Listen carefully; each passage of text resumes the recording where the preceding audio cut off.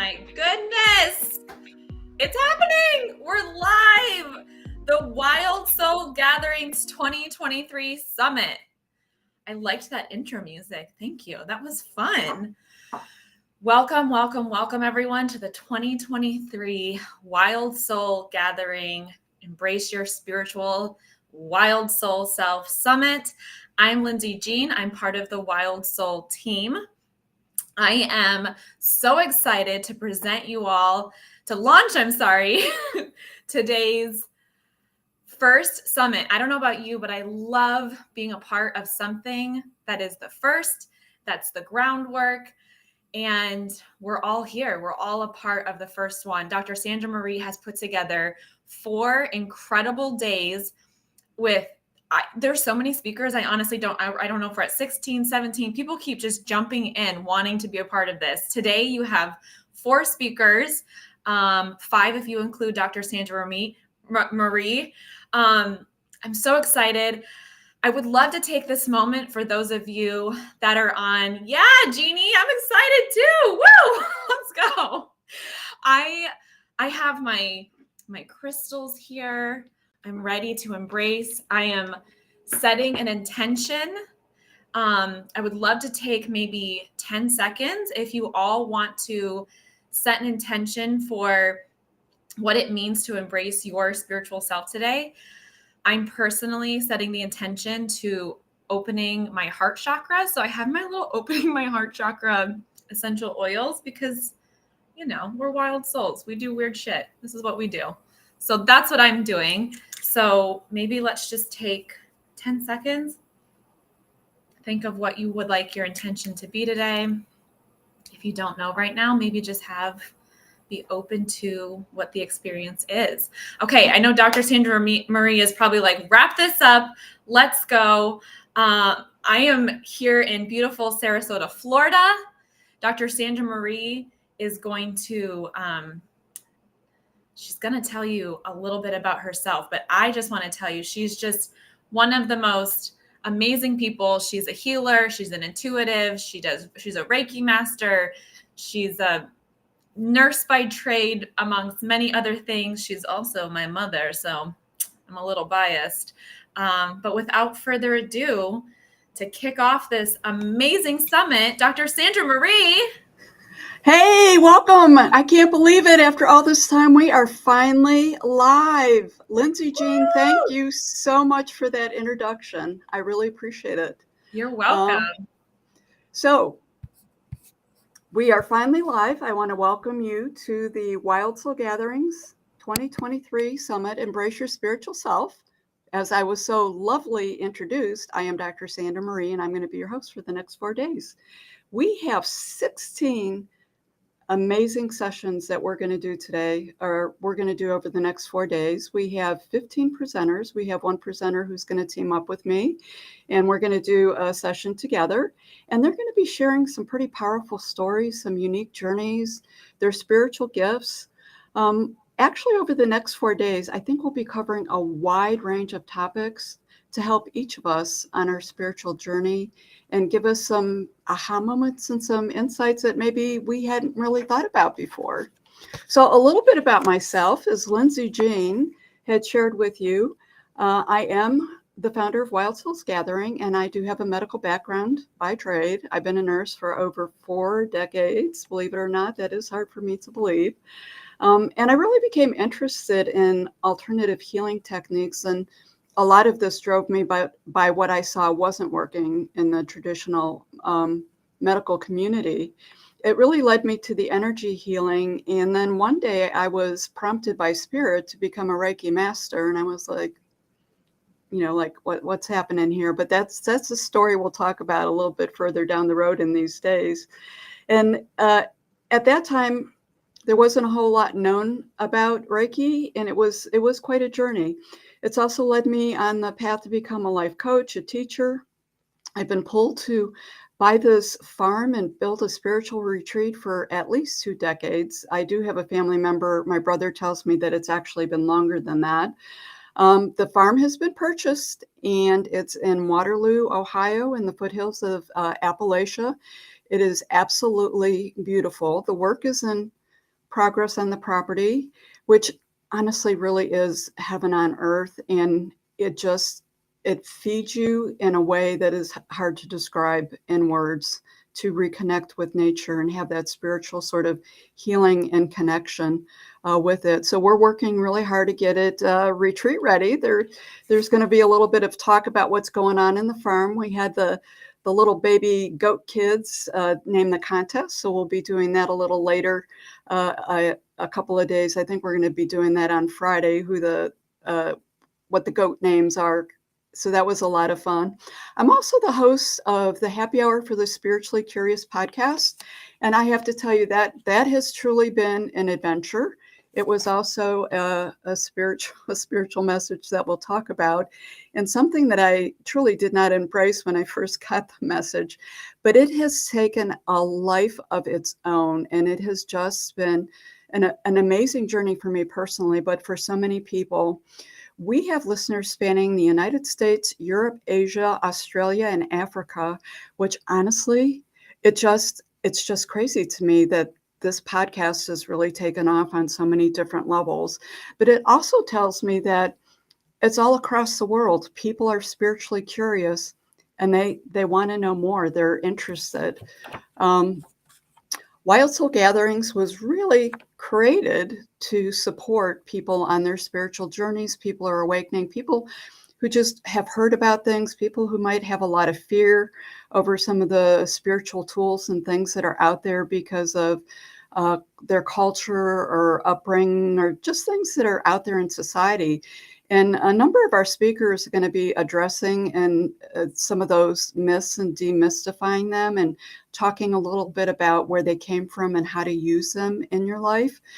And a lot of information on just sort of how to tune out that noise of the world and focus on reconnecting within, especially when we're going through unexpected, difficult times in life, as many of us have. A lot of our speakers are going to sort of share their experiences and how they have embraced spirituality and their spiritual selves to really grow and work down a really positive path with these things. Let's see what else we have here. So our first speaker, we have 4 speakers today. Our first speaker is going to be Elise. Then we have Geores, who is going to be talking about the tarot as a spiritual journey. And I'm really interested here. I've talked with Joe before about the tarot, but we've not really talked about it as it being a spiritual journey. We have the amazing Rick Hayes, who has just been such a supporter of Wild Soul Gatherings. And he is one of the top 25 psychic mediums in the U.S. He's also going to be talking with us a little later at 1 o'clock. And I'm excited to have him. He's in between, honestly, taping some television programs, and he is going to fit us in.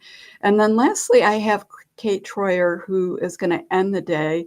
And that's going to be a very exciting experience on how to really use our living space to grow ourselves spiritually, support ourselves, and help with our manifestation. So that's going to be really experience. So let's see if we have Elise in the waiting room.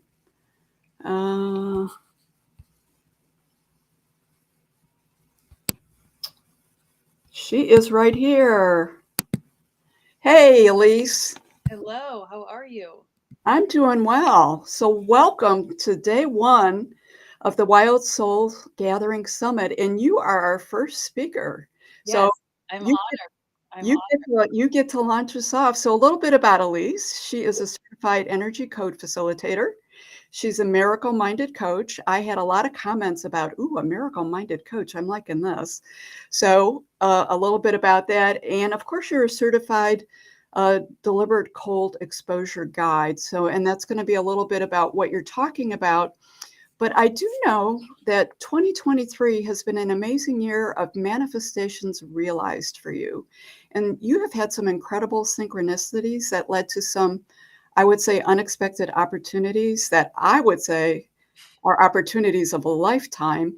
Right. And I know you're going to talk about the the cold therapy, but hopefully we can also hear a little bit about some of these experiences. So welcome to Wild Souls 2023 Summit.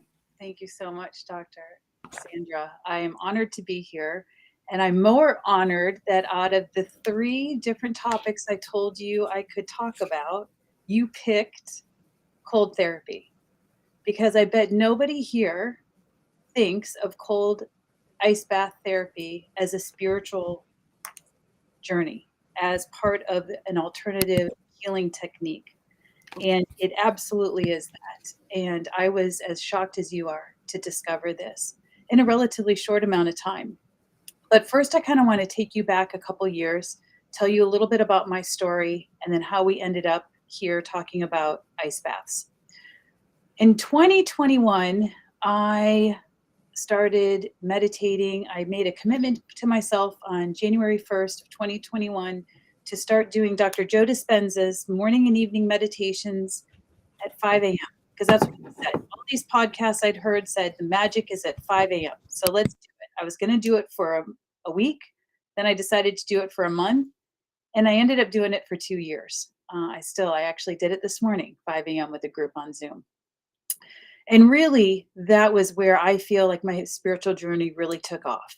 I was meditating, which led to, of course, breath work and mindfulness and all of this beautiful spiritual journey that a lot of the people today are going to be talking to you about.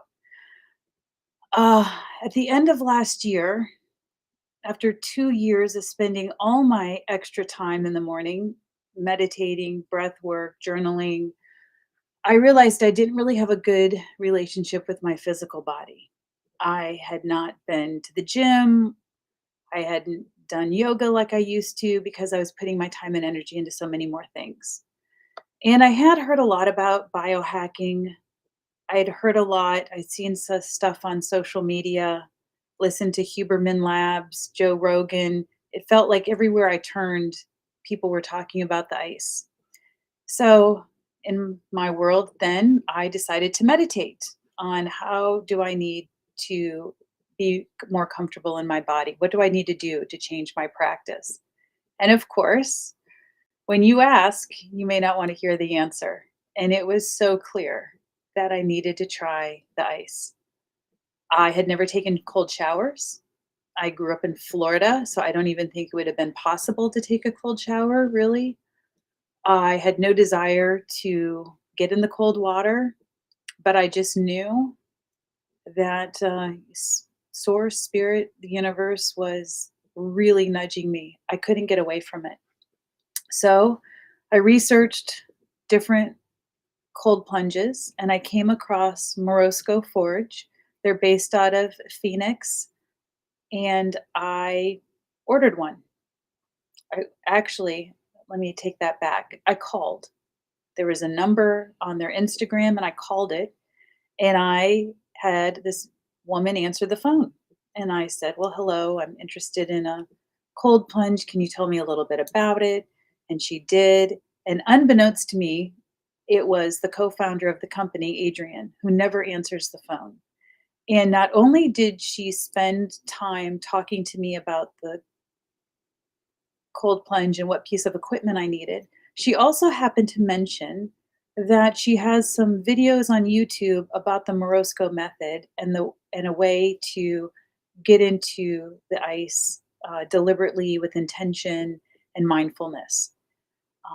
So I went ahead and ordered it. It was delivered on December 18th of last year. So we're talking less than a year that I've been doing this practice. The other cool thing is the first one I got was delivered to Florida, and Adrienne's brother happened to be the one that delivered it. And I thought to myself, oh my gosh, is this going to be another failure?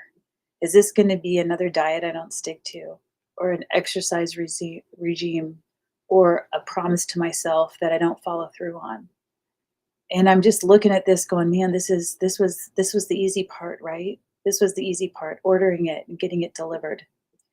So he's setting it all up. And I knew from research that this particular model, you can set the temperature between 33 and 45. So I'm talking and I said, so let's see, let's talk about the temperature. Let's go ahead and set it to 42. And he just kind of looked at me and he goes, no. And I go, oh, come on, let's just do 42. I go, I've never done a cold shower. I've never done this before. This is a brand new practice for me. And he goes, no, we're setting it to 33. You're just going to do it. And I thought, oh my gosh, is this okay? Let's just do it. So the morning of December 19th, I got up, I went on YouTube and I played one of Adrienne's 2-minute ice plunge videos. And I set up my phone and I listened to her, and she took me through a beautiful experience. And I did it. I just did it. I got in, I did my 2 minutes. It was almost robotic in the way I did it. And when I got out, I stood in power pose and something shifted. I was expecting just a physical response, but what I got was so much courage and self love. It was overwhelming. So the next day, I got up and I did it again. And the third day, I got up and I did it again. And I'm only doing 2 minutes. This is a minimum effective dose practice. Everything that the scientific research at this time says is everything's happening at that 2-minute mark, which I'll get into in a minute. But the one thing I found right away is I went to sign my name on a document, and it was the first time in 20 years that I did not have any pain or numbness in my hand. I had had carpal tunnel syndrome for over 20 years. I sometimes wore braces. It would wake me up in the middle of the night, almost every single night, because you're laying on your hands. I couldn't do the jet ski without shaking my hand off. And I just thought, this is a miracle. Something I've been living with for decades is gone in 6 minutes. It could have been gone in the first 2 minutes, but I didn't try to write anything.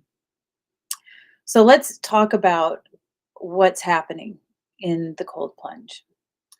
Cold exposure activates the body's thermoregulatory response, triggering adaptive changes. It activates the brown fat that is located in the base of our neck. That's why we want to get in to our neck. That helps contribute to weight management, which I'm sure we all love. I have just shedded weight since this without changing anything else. Cold exposure boosts the immune system by increasing white blood cell count and improves circulation.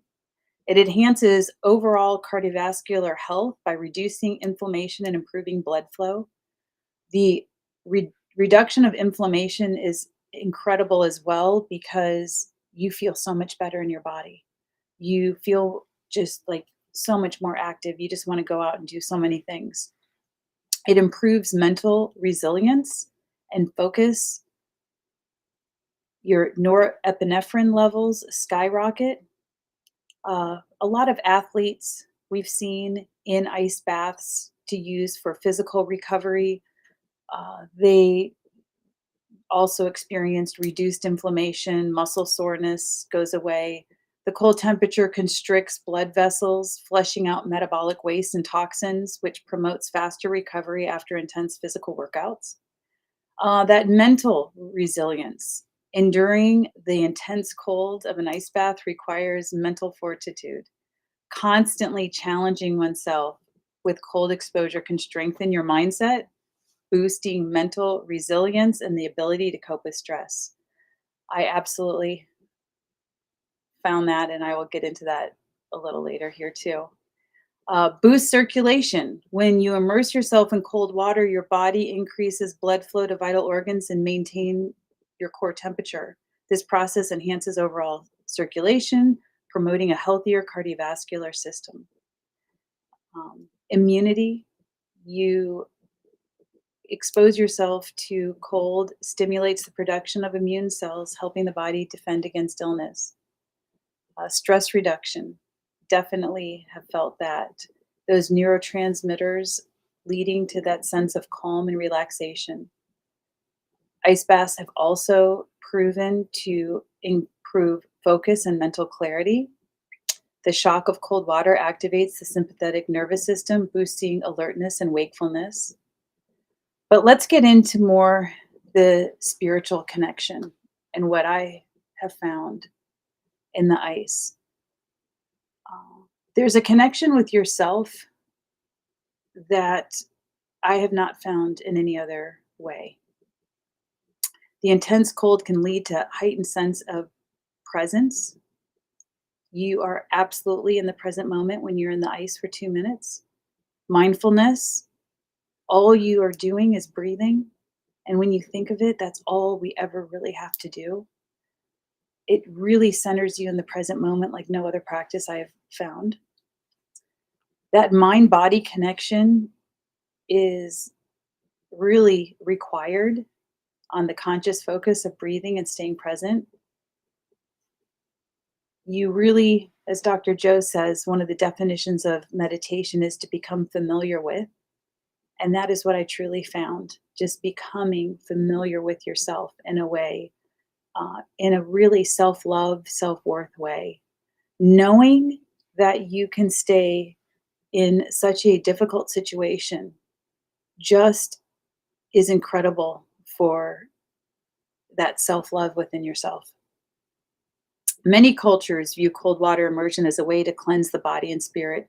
It is often seen as a metaphor for purification and renewal, helping individuals and shed negativity and embrace a fresh start.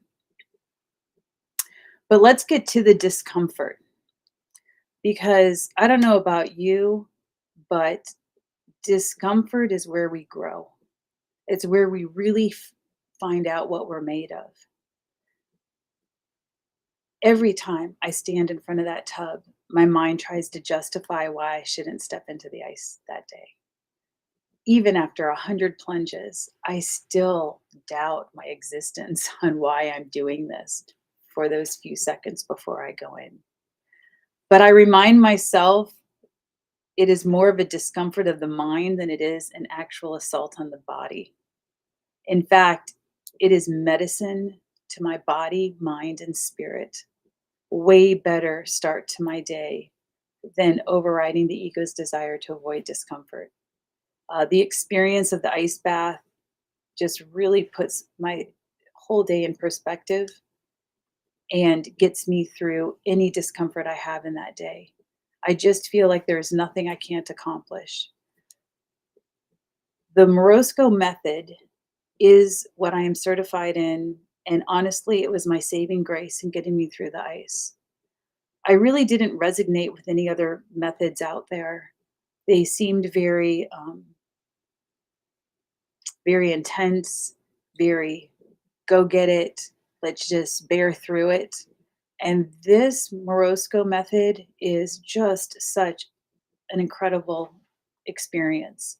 The definition that I got from Adrian, who is the Morosco method founder, stated it this way: the Morosco method is a sensory, immersive, mindful meditation to help you transmute stress into resilience. This practice will help you become responsive rather than reactive, even when you are not in the ice. We practice ceremony and intention, creating a spiritual experience as you heal your body through your practice. Never did I think when I was buying a piece of equipment, a piece of biohacking equipment, so that I could get physically fit, did I think I was going to have this spiritual journey. It was the hidden beauty in the ice. And this is why I'm so passionate to share it with everyone and to lead as many people as I can through the ice. I always say, if you give me 30 seconds, I will get you to 2 minutes. We tell ourselves there is fear, we will be afraid. If we tell ourselves we are accepting of fear, we can move through it.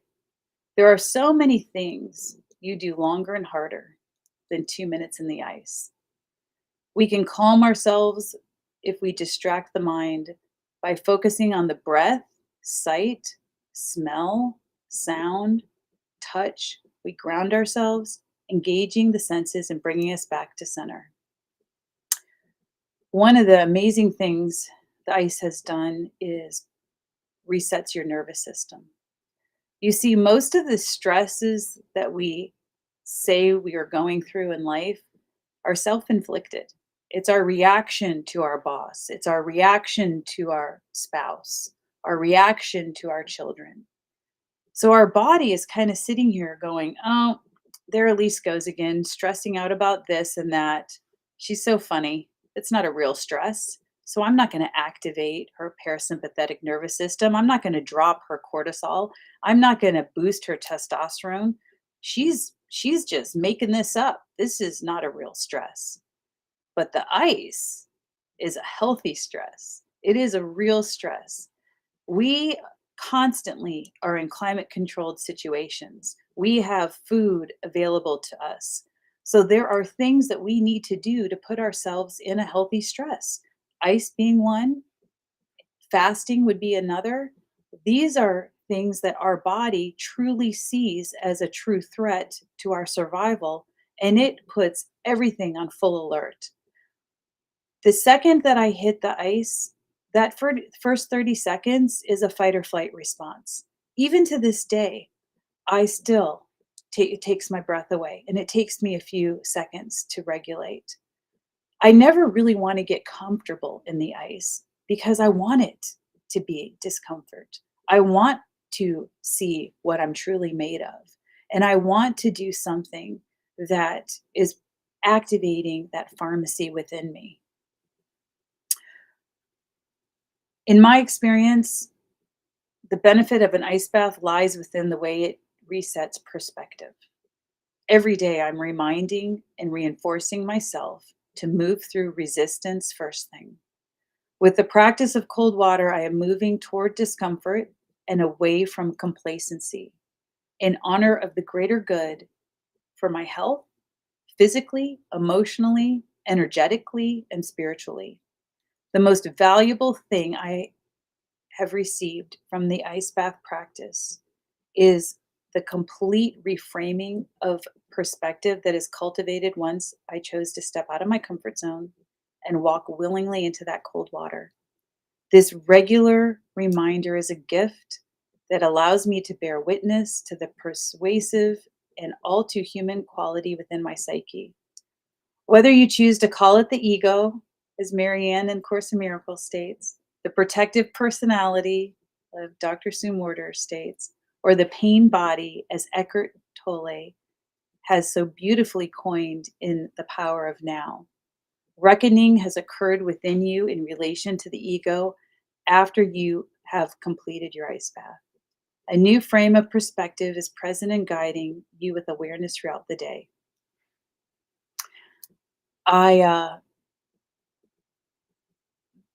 There's no wrong time to take an ice bath.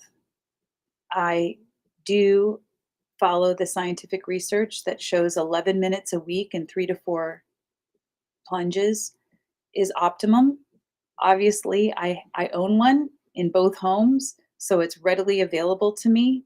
One of the things I love about the Morosco ice bath is it constantly is filtering the water, keep with an ozone system, keeping the water fresh and clean. I filled that up in December. I've never changed the water.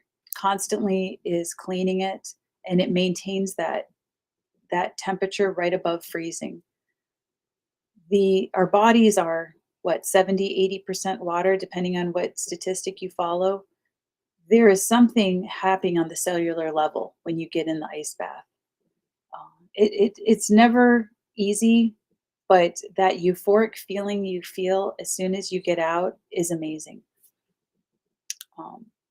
I'm reading some of your questions and comments here.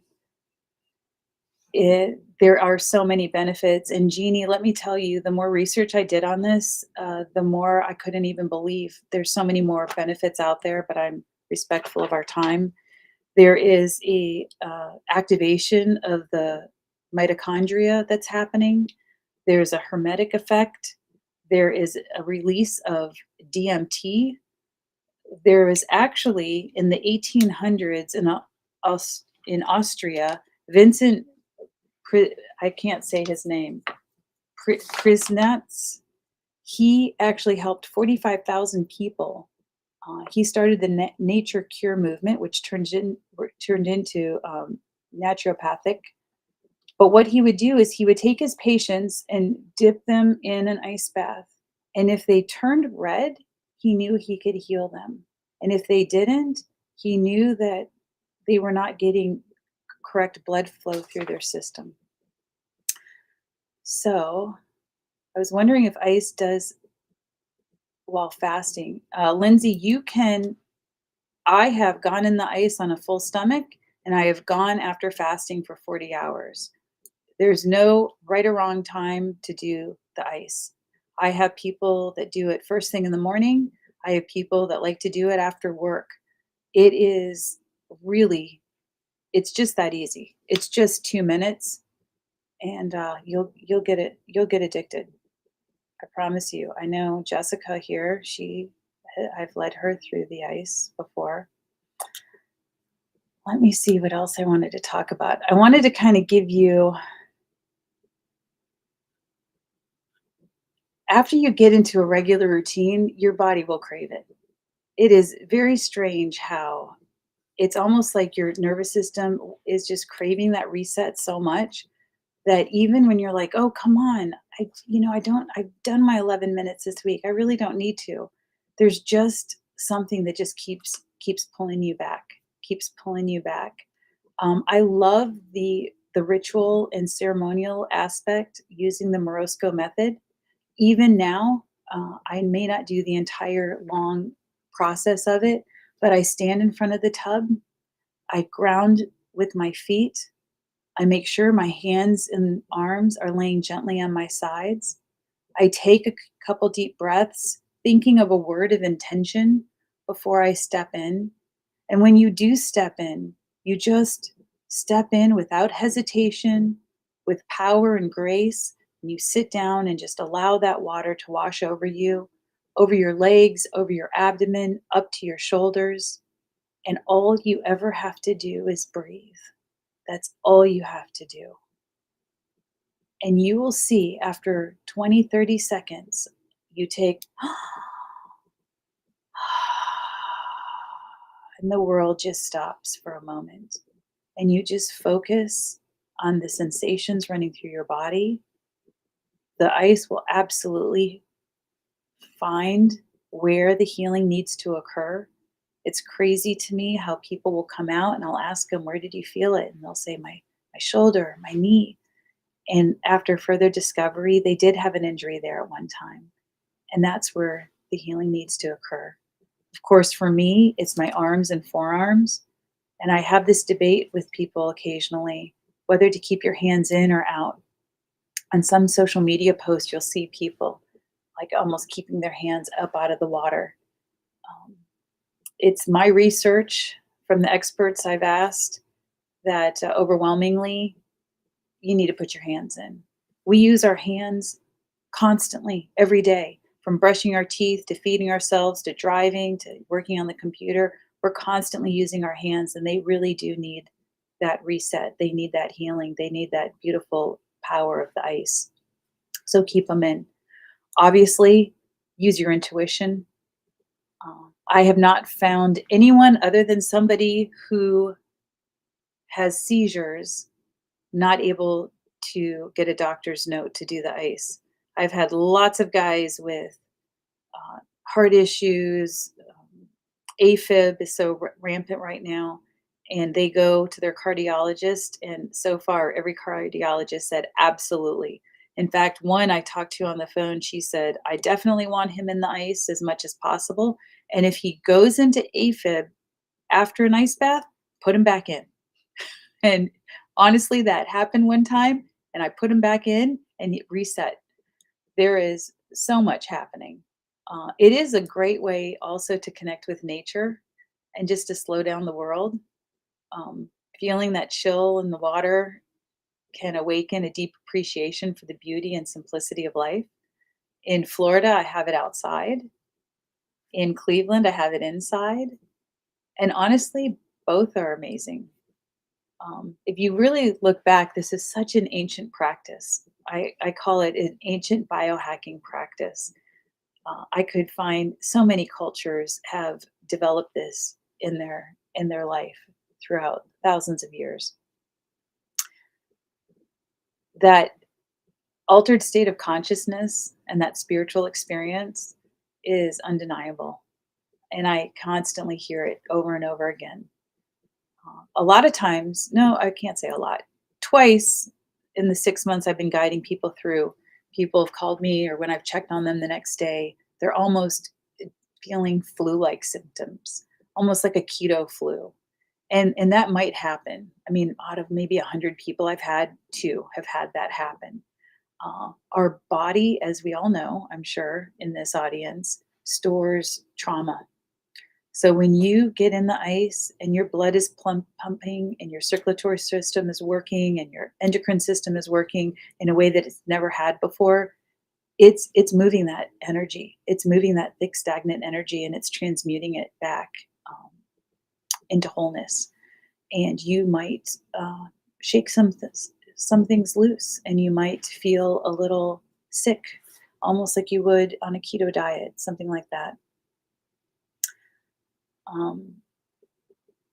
In conclusion, deliberate cold exposure offers a plethora of physical benefits while also opening that door to that spiritual growth and introspection. Embracing the chill can be a transformative experience that fosters resilience, mindfulness, and a profound connection to nature and yourself. Remember always, intuition is key. I always will guide you to 2 minutes, but it's up to you how much longer you want to stay in. I've had people go 3, 4, 5, but remember, it is that minimum effective dose practice, and there's no reason really to make this something. This is not something that we have to keep pushing the envelope, pushing the envelope. If anything, if I feel that someone comes to me and says they're getting used to it, I'll make more ice. The machine I have, you can make ice or not make ice. It's definitely more mentally challenging when you have big chunks of ice in there that you kind of have to break up before you get in. Just listen to your body. And if anyone on this call ever wants me to help them, guide them through, whether you're in St. Pete, Florida, or Cleveland, Ohio, I would absolutely love and be honored to guide you through your first practice. And I got one quote here by Mike Robinson, who is a spiritual teacher. Unless we try to do something beyond what we have already mastered, we will never grow. Thank you. Wow, Elise, that is really, really beautiful and such a powerful story. And you're right. I think when we think about the cold therapy, we absolutely, most people would not go down the spiritual path and the power with that. What would you say to the people who are asking in the chat about if they could do this at home, just in a bathtub or a shower? Mm-hmm. You can absolutely start with cold showers. Again, Florida doesn't really have cold water, as I've noticed living in Colorado and Ohio. But what I would recommend instead, honestly, is get your sink full of ice, putting your feet, your hands, and your forehead in ice is the main parts to get. They're just this. We all know, like, sometimes we put the essential oils on our big toe because the pores are larger there, and the same thing is happening in the ice.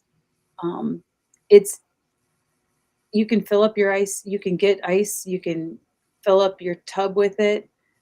That's the nice thing about getting either a portable ice bath or the permanent one like I have, that it's always readily available.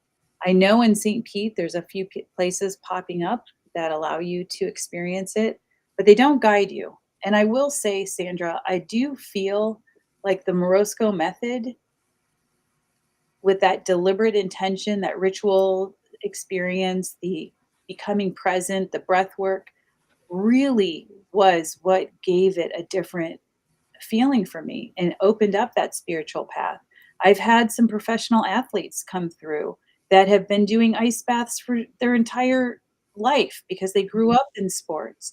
And I always tell them, you can come, and after your first guided experience, you can come and just rent the room, but I need to guide you first. And they kind of look at me like, I've been doing ice baths forever. What is this woman? And I have to stare up at them. They barely fit in the tub. But everyone has said, oh my gosh, that was so different. Thank you so much for that. In fact, can you do that again next time I come? It is a different experience. So these guys have been forcing it, right? Like, oh, my coach says I have to do this because it's just for physical issues. I have to do this to be able to pitch tomorrow. And when I guide them through, here it is, the same water, the same length of time, but it's a completely different experience. And that's opening them up. I had one businessman said to me, I think I just meditated. He said, I think that's the first time. I honestly all I was doing is listening to your voice and breathing. Like you said, that's all I had to do is breathe. He goes, you know how nice that is for somebody to tell me all I have to do is breathe? Yeah. Because I'm pulled in 100 directions every day. And that's, it's such a bit of time. Think of 2 minutes of your life is nothing. And to be able to get this reset and all the physical benefits as well. Well, I'll be honest with you. When you were talking and you talked about it was the one time where you are truly, truly present in the moment, because I work really hard with that in my own personal practice and spiritual growth is being present. And it's hard for me. And as you were discussing that, I thought that makes so much sense that your focus with that, because of the environment and what's going on in your mindset, would absolutely put you absolute, that word, yes, would make you 100% present because you're so focused on it. Yeah. It's so beautiful. And I have had other people who, are doing the cold therapy. They do the Wim Hofs, and, they also add a little spiritual, I'll say twist. I don't mean that disrespectfully, but that they do great work. They're also doing different things. They all say it's very addictive, but how you're explaining it and this method that you've brought is the first time I've heard of this. And this really is resonating with me. I will have to say that with you. Yeah. They say once you start doing it, really, it's like you use the word, I think you use the word, you crave it. Like you crave it. You want more with it. Well, I mean, our bodies know what's good for us, right? Mm-hmm. And it usually around the third time. The first ice bath, you have no idea, right? Like you have no idea. You get excited, you go through it. That second time is the hardest one because now your brain, that monkey mind is going, oh, hell no. No, we're not doing this again. We thought we were going to die. We made it through that. We are not doing this again. And so that is the most difficult one. And then the third one, after the third one, something happens and it just really shifts to where even though your mental brain is giving you all these excuses and you'll start justifying, oh, it's unhealthy and I shouldn't do that and all of that. But your body is truly craving it because it's such a reset. It's a nervous system reset.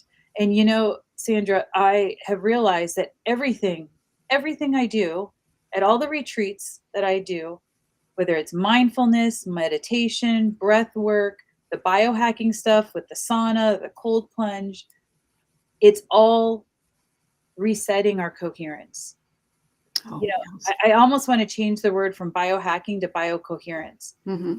Everything is getting us back into coherence. Living throws us out of coherence. And we're always looking for what can we do to keep on track, to keep that energy flowing through. Everything is energy. We are energy. We have energy flowing through us. When you get in the ice, if you have some stuck, stagnant energy, it's going to move. Yeah. It's going to move.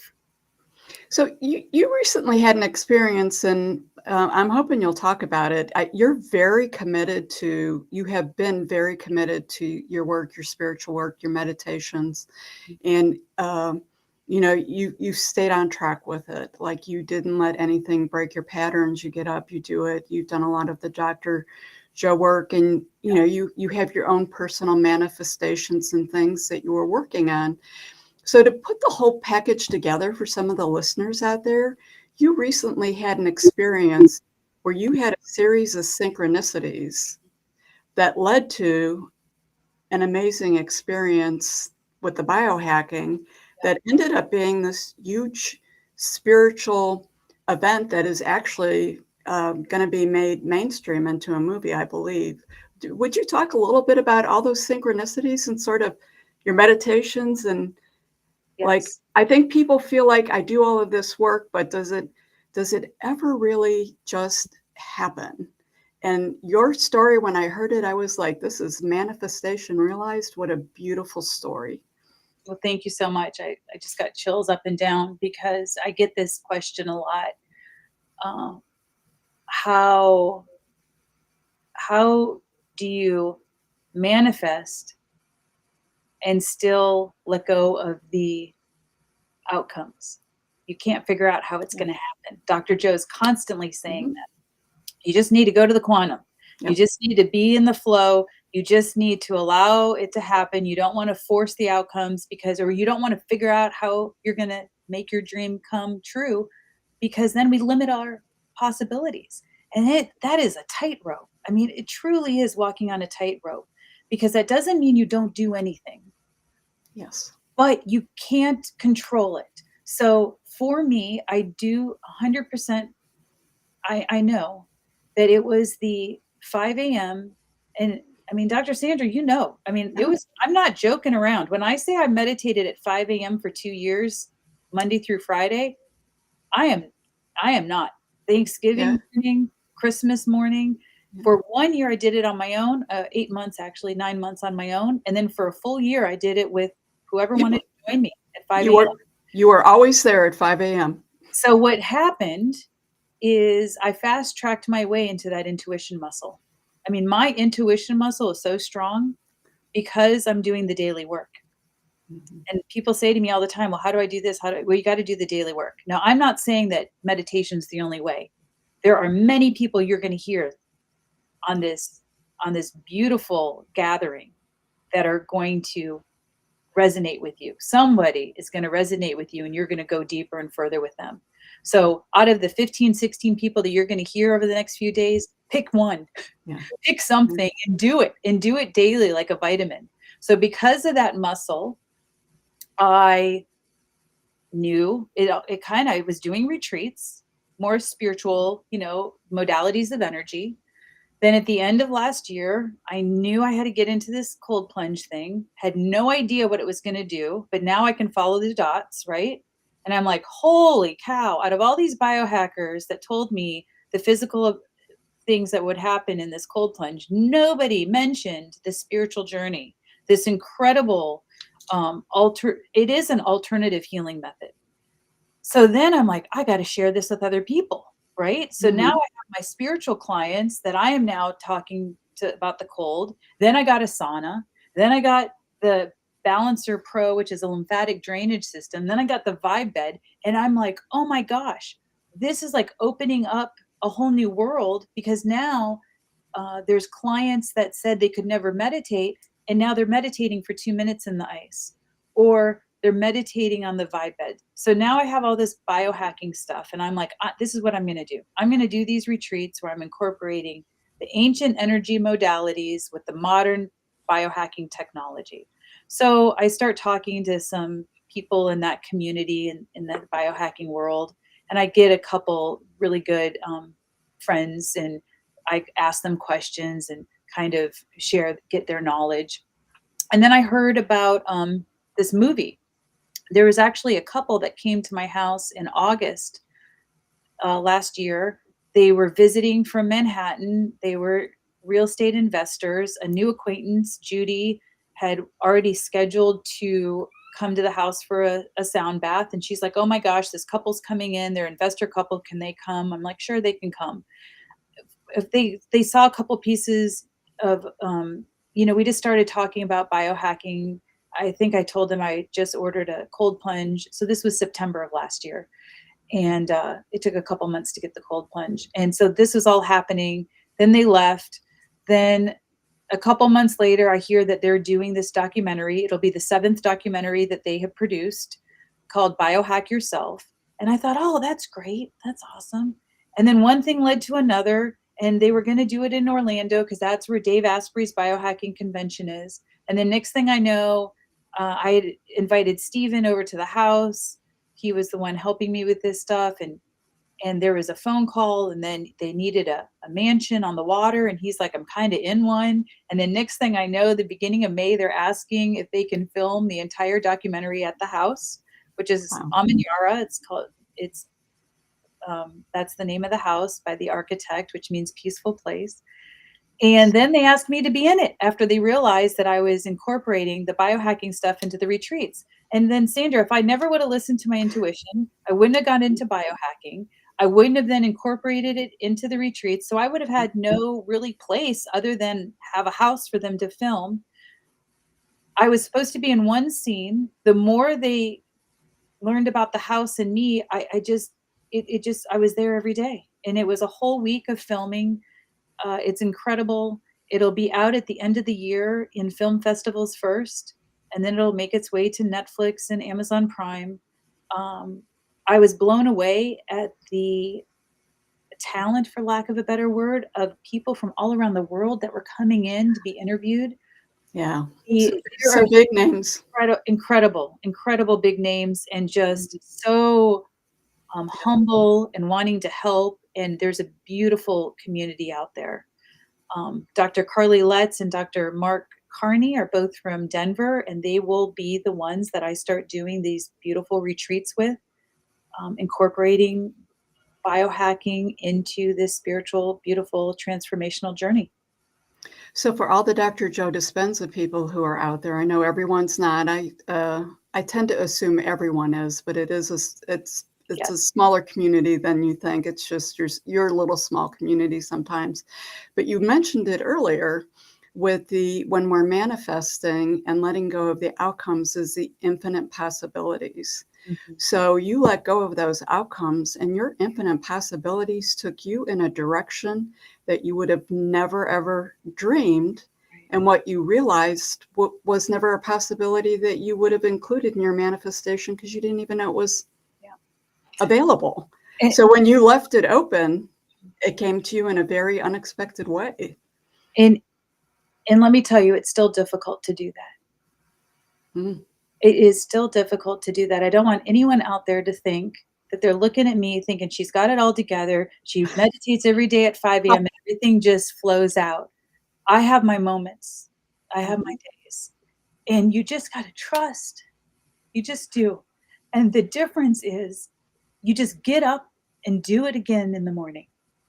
Just don't give up, because we don't even know what the outcome is going to be.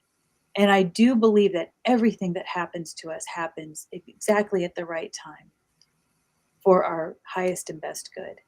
And just to hold on there, because you're going to have days where you're just embattled and you think it's not happening, because we do still live on this 3D planet.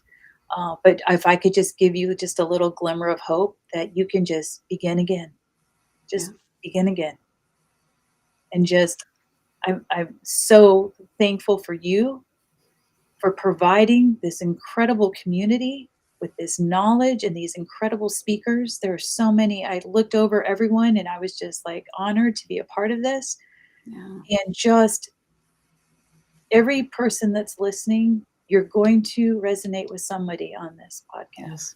You're going to, on this beautiful summit, just grab onto that and go a little deeper. Just grab onto that and just start doing it a little bit. I think when I tell people that it only takes 15 minutes a day to get up before your house, before you have to give yourself that beautiful gift of just time for you, I think they almost think it's too easy. Mm. They want me to say, okay, if you want to be like me, you are going to have to get up and do 3 hours of meditation and an hour breath work, and then you're going to have to do this. And then they think, oh, well, I don't have time to do all that. So that's okay. Never mind. I guess I'm not going to manifest like that. It's really that as easy as start with 15 minutes. And I say start because you're going to love it so much. You're not going to want to just do 15 minutes. Right. You're going to automatically start waking up. I don't set an alarm. I didn't. I mean, no joke. January 1st, 2021, I set an alarm for 5 a.m. By day 3, I did not have to set an alarm. I was waking up before my alarm went off. And that hasn't stopped. Wow, that's beautiful. Such important words. And you're right, in our society, in this 3D gig that we're in, we are a bit programmed to think, we have to grind and work hard for good things to come. And that's just not the way it is. Now, we're going to do the Q&A on Saturday and Sunday towards the end of the day for people to really interact a little bit more. You were going to be available on which of the days? Whatever you need me. Okay. I think I have you for Saturday, I think. I'm Perfect. not exactly. Okay. Well, Elise, I want to thank you. You have a great day. I know that you're in the middle of celebrating an important family event and that you took time away to join us to do that today. So I'm very honored. And we will be seeing you over the weekend. Thank you. Yes. Thank you so much. It's an honor to be here. Thank you. Okay. Thank you. Okay, wow, that was just such a great presentation by Elise, and it's a topic that a lot of people aren't really familiar with. So it's another tool that people can use in their growth, and it's so multidimensional. It's very layered. Next, we're going to have Geores up, and he is actually sitting in the green room. We have, I think, 4 minutes till the next. Till we're going to have Joe go live here. So what I'm going to do is actually put up a little break. So those of you who need a glass of water, something to drink, something to do, you've got 3 minutes and we will be back and we will be talking with Joe Geores.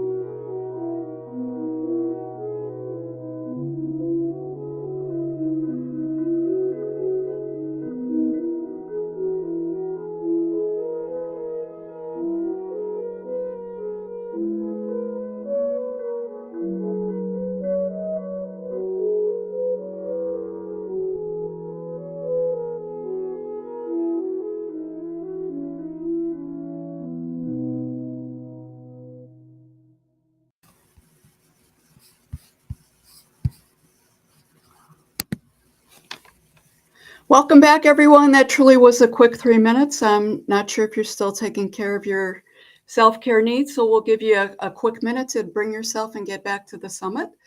Next, we have Reverend Joe Geores. He is a master tarot card reader. Joe is a really gifted medium who brings an eclectic background to the spiritual path.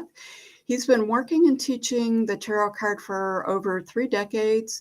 And in addition to doing tarot readings, Joe works with the pendulums. He does Reiki. He's a trance medium. And he uses that all with, he uses all those different tools when he's working with clients to provide guidance and insights. Let's see, I believe I see Joe down there. Let's get you on screen. Joe, how are you? Welcome. Wow, I am excellent. Thank you for such a gracious and unbelievable description and introduction. Thank you so very, very much. I got to tell you, it's truly an honor to be grouped in this group of 15, 16 wonderful people in this incredible energy and the incredible event. Thank you so very, very much. And thank you all you people out there, because just like my readings or my channeling, this is all about you. It has very little to do with me. Those things have very little to do with me. It's all about you guys and your energy and your support. So thank you all very, very much before we go any further. Yeah, no, that's really important, Joe, because the reason we're doing the summit is for everyone out there and to help and support and make a difference. You do some really amazing work with the tarot, and we've talked before, and, a lot of people usually when many times, can't say always or whatever, people, when they come for a tarot reading, they may have a question at hand. And I know for you, it's a lot more. There's a lot of, you talk about the healing energies of the tarot. You talk about the tarot being a spiritual journey. So that is the first time I've ever heard that frame. So I'm going to let you run with that a little bit, if that's okay. Uh-oh. No, thank you so very much. I think it is a spiritual journey. First of all, it certainly was for me. And I think it is for everybody I've ever read for, everybody that I know. And it's kind of very cool. It's one of those journeys and things that's hidden in a way, because you don't expect it. You don't think about it. We tend to think of tarot as a fortune-telling tool. Oh my goodness, tall, dark, and handsome, whatever numbers, that sort of thing. But it's so much deeper than that and goes so far back in time, and is in a lot of ways very intertwined with human existence for a very long time. And having said all of those very powerful things, everybody looks and goes, oh yeah, really? And I say, yeah, because let's start out with a definition of what is tarot. Tarot actually is a form of something called cartomancy. Cartomancy is the use of cards, little pieces of paper, whatever have you, with symbols on them to connect to spirit. Right about there, one would say, tell a fortune, but it's really about connecting to spirit, opening up your juices to be intuitive, to get that inspiration, to be connected. It does go really far back. The beginning of cards and playing cards can be traced back to ancient China, back in around 900 or so, 800 or so, which is a very long time ago. With the invention and I'm going to say invention or beginnings of leaf paper as opposed to rolled paper. So then they didn't have to use scrolls; they could just use a sheet of paper. From there, it evolves through dominoes and good fortune and things like that, because our friends in the East are very, very, very wrapped up with fortune and connection, and it's a very important thing to them. So it was sort of a natural kind of progression, and out of that, the journey goes forward through various cultures, and in between then and the 1300s, when tarot, as we know it, appears in Europe, it's got an incredible journey. It's going down the spice road. It's going over the mountains. It's going over here and there. It's traveling along, because that's how things migrated. It's a sociological kind of thing. It moves across the world, gets over to the Mediterranean.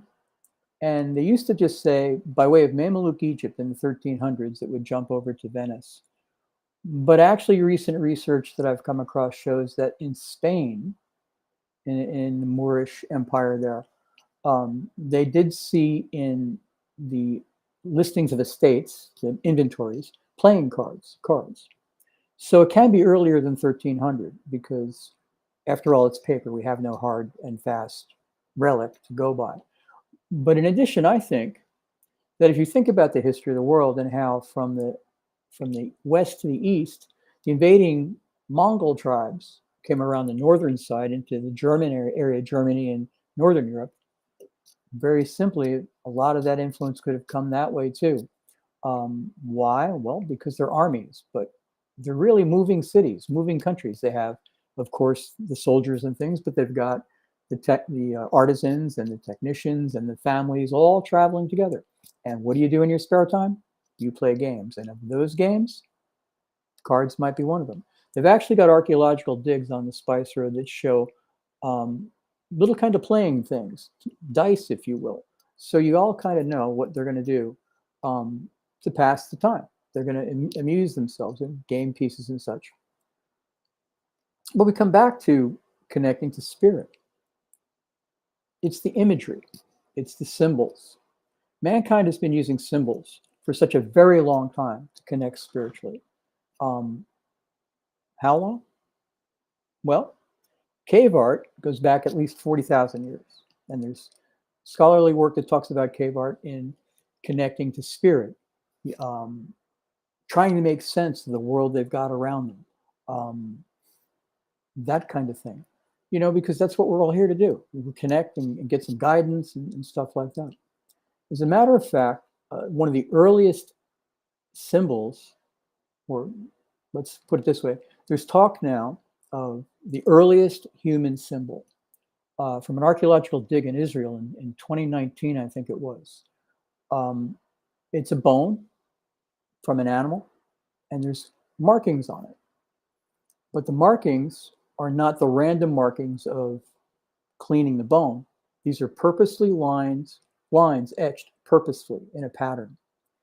And they date that, the archaeologists, to 125,000 years ago. And that's amazing. We've been reaching out and connecting all our lives, all our existence. And symbols are the way it goes. And what's on the cards? Symbols. Symbols are the key to making our connection, if you will, our ability to touch spirit and be touched by it. The cards are a tool, like many other tools that are very, very valid in a way. Runes, pendulums, to name a couple. I Ching sticks. Cards, because it occupies your left brain. The work with the card ties your brains up with those other devices, ties your left brain up and gets you to kind of let your right brain go and get in there and connect. How does it help you? Once you're connected, you can begin that kind of meditative state. Meditative state does not have to be some sort of very quiet, very almost sleeping kind of thing. It can be open-eyed. You can be meditating on a card or meditating on an event or meditating on a flower or anything and get that touch going, you know. That then can help you out, even if it just makes you feel better, if you will. It can help you answer questions on your own. Some of the symbols on the cards, in the history of the cards actually, we go through back to Europe and we get to something in the 1400s called the Visconti Sforza deck. Why it's important? Well, it's the first deck they really had, first, I think, complete deck, or the first deck they had to work with, and it's in a couple of museums around there. Why it's important? It was a gift at a very special event in Italy, in Milan, by the Visconti and Sforza. Thank you for that comment. I'm not being rude, but I have the comments over here on my right-hand side, and a comment came up, and someone has said, I'm already learning that I might be making meditation harder than it needs to be. And hey, we're all trying to be successful. We're all trying to do a good job. And we all have that angst over whether or not we're doing that. I'm no different. So yeah, we do kind of make meditation a little bit too difficult. But the symbology, to go back to that, we wonder, where do symbols really fit in our lives? This is Visconti Sforza deck. was created, like I said, as a gift for a very special occasion in the troubled city-state of Milan, way back in the 1400s. It was passed out, I suppose, as a gift, if you will, of the wedding that would help establish the Visconti Sforza family as rulers in this city-state after having been, through a series of events, expelled a few years later, whatever, a few years earlier. So why it's important is that in that deck, there are images of classical Roman and Greek gods, symbols, things like that. So what makes that important?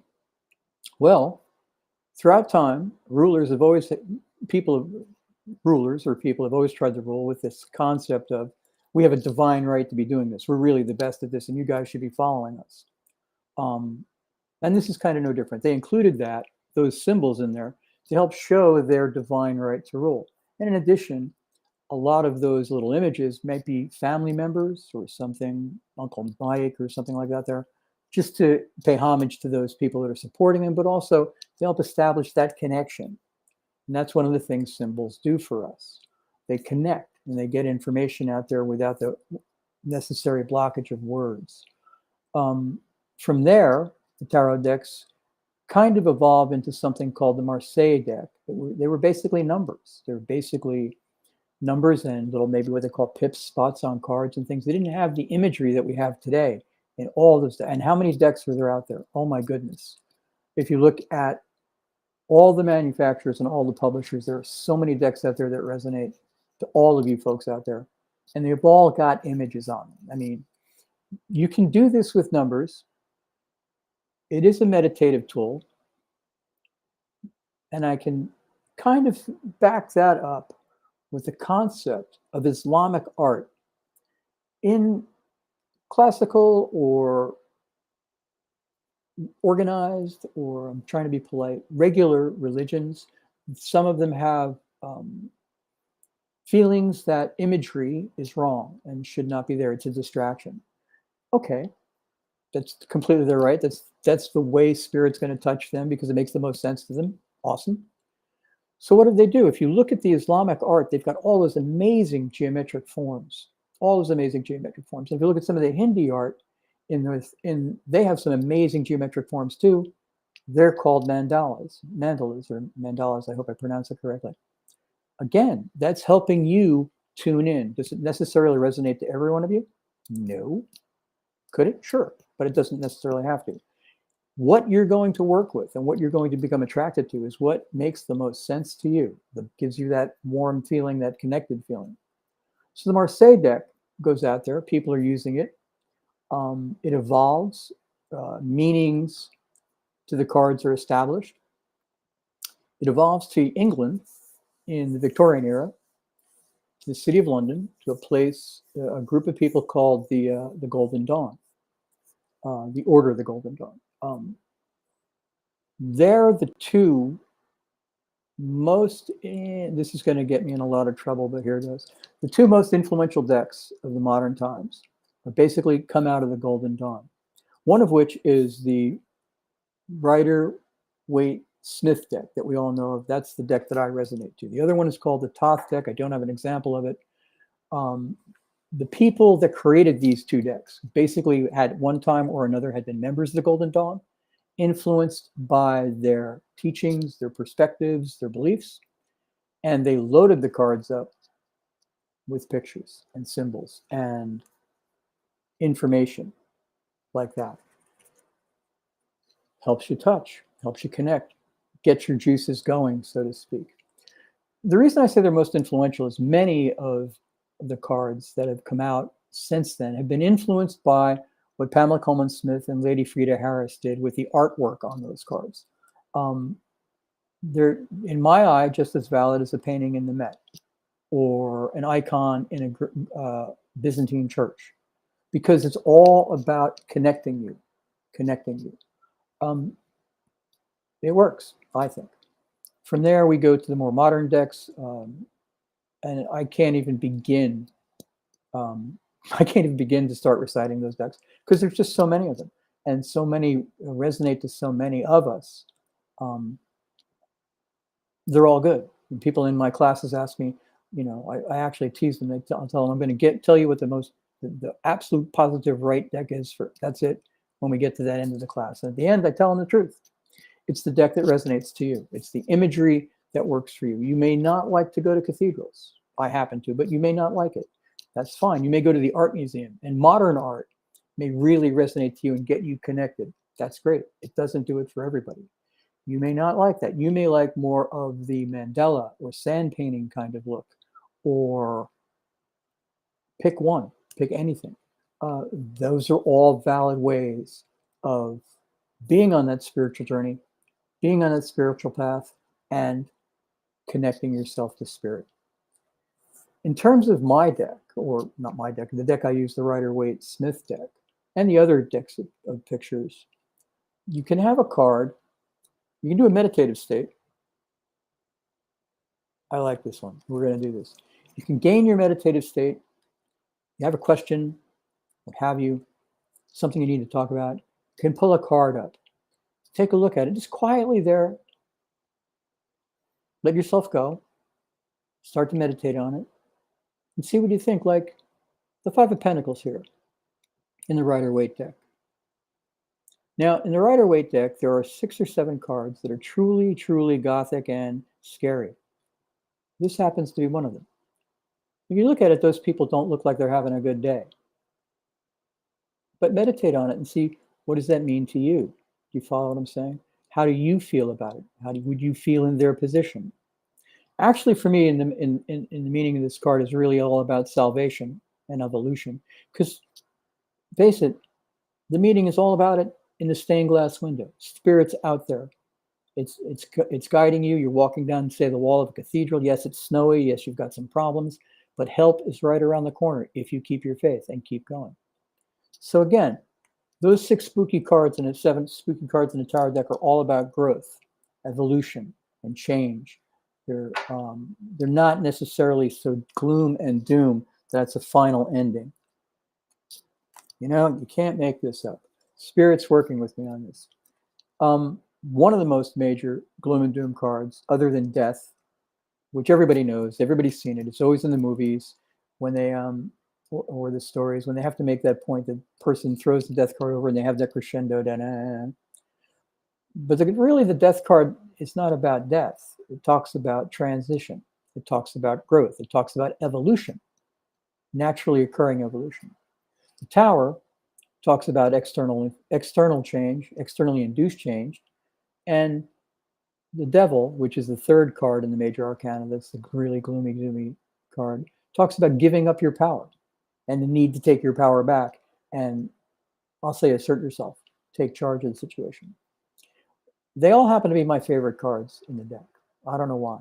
I think because it's such a switch, such a game, such an all of a sudden turnaround when you look at the image like the 10 of Swords and find out that, holy cow, it's not about being a mugging victim. I mean, if you have a question and a problem, you come and you get this card and you think, oh my goodness, this is not good for me. The answer really is, and I believe this, the answer really is yes. Because the real emphasis about this is it's a final ending. It's a final transition. You've overcome it. You're going forward. It's all about the sunrise over here. Because all the clouds are going to lift. The clouds are lifting. It's renewal. It's resurrection, if you will. As opposed to what you first see as, oh my goodness, oh my goodness. So that's how I think of the deck, and not just those 6 cards, 7 cards.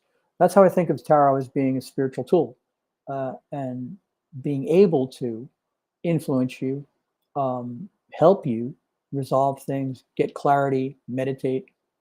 There are decks out there that do not have the level of artwork.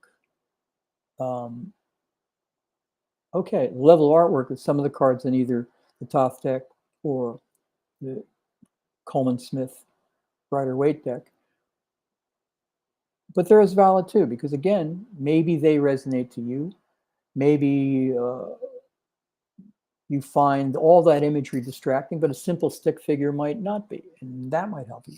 Again, it's just as good as a statue, as an icon, as any kind of imagery that we use in any religion or any spiritual practice anywhere to connect and go. Meditative tool, I mean, Three of Swords actually. Does not look like a good card because, well, it speaks for itself. But the upside of this is that it's, again, over and moving forward, over and moving forward. If I would get that card necessarily, I would not necessarily say to you, oh, you're finished, that's it, wrap it up, move your tent, no hope. No. It means that there's difficult decisions to be made. It means that you perhaps have to take a better hand in what's surrounding you in that question. It does not necessarily mean the question is going to fail. You follow what I mean? So it's all about spirit. It's all about connecting. You could look at that card with the heart and the swords in it, and maybe you have something that's breaking your heart or weighing heavily on your heart. How do you feel about that? How would you correct that? What would you do? Is the question. How do I feel? What do I think? And moving forward that. It doesn't have to be a 2-hour meditation. It could be a 30-second one. It could be a 2-minute one. It's giving yourself the time to connect, giving yourself the time to take a deep breath and see that the door isn't closing. Actually, the door may be opening. And that sort of thing. I see Sandra's back. I am back. So that's really interesting how you're explaining the cards, because I'm like one of those people who would pick some of those cards and think, uh-oh, what's going on? And one of the things that you have told me in the past is when you pick the card, where's the first place your eye goes to? Because perhaps that's the message in the card versus that bigger picture with it.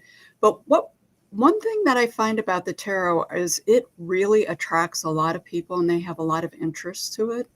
But I've talked to so many people over the years that are just afraid of it because there's some kind of ominous unknown of like some dark energy voodoo to it. And, you know, after I've learned more, and especially talking with you, it's just the opposite. So what would you say to those people who truly are just afraid of it for some kind of darkness or dark energy, or you know what I'm talking about, right? Yeah, totally. I'm about to explain. I'm about to give my explanation of maybe why that is.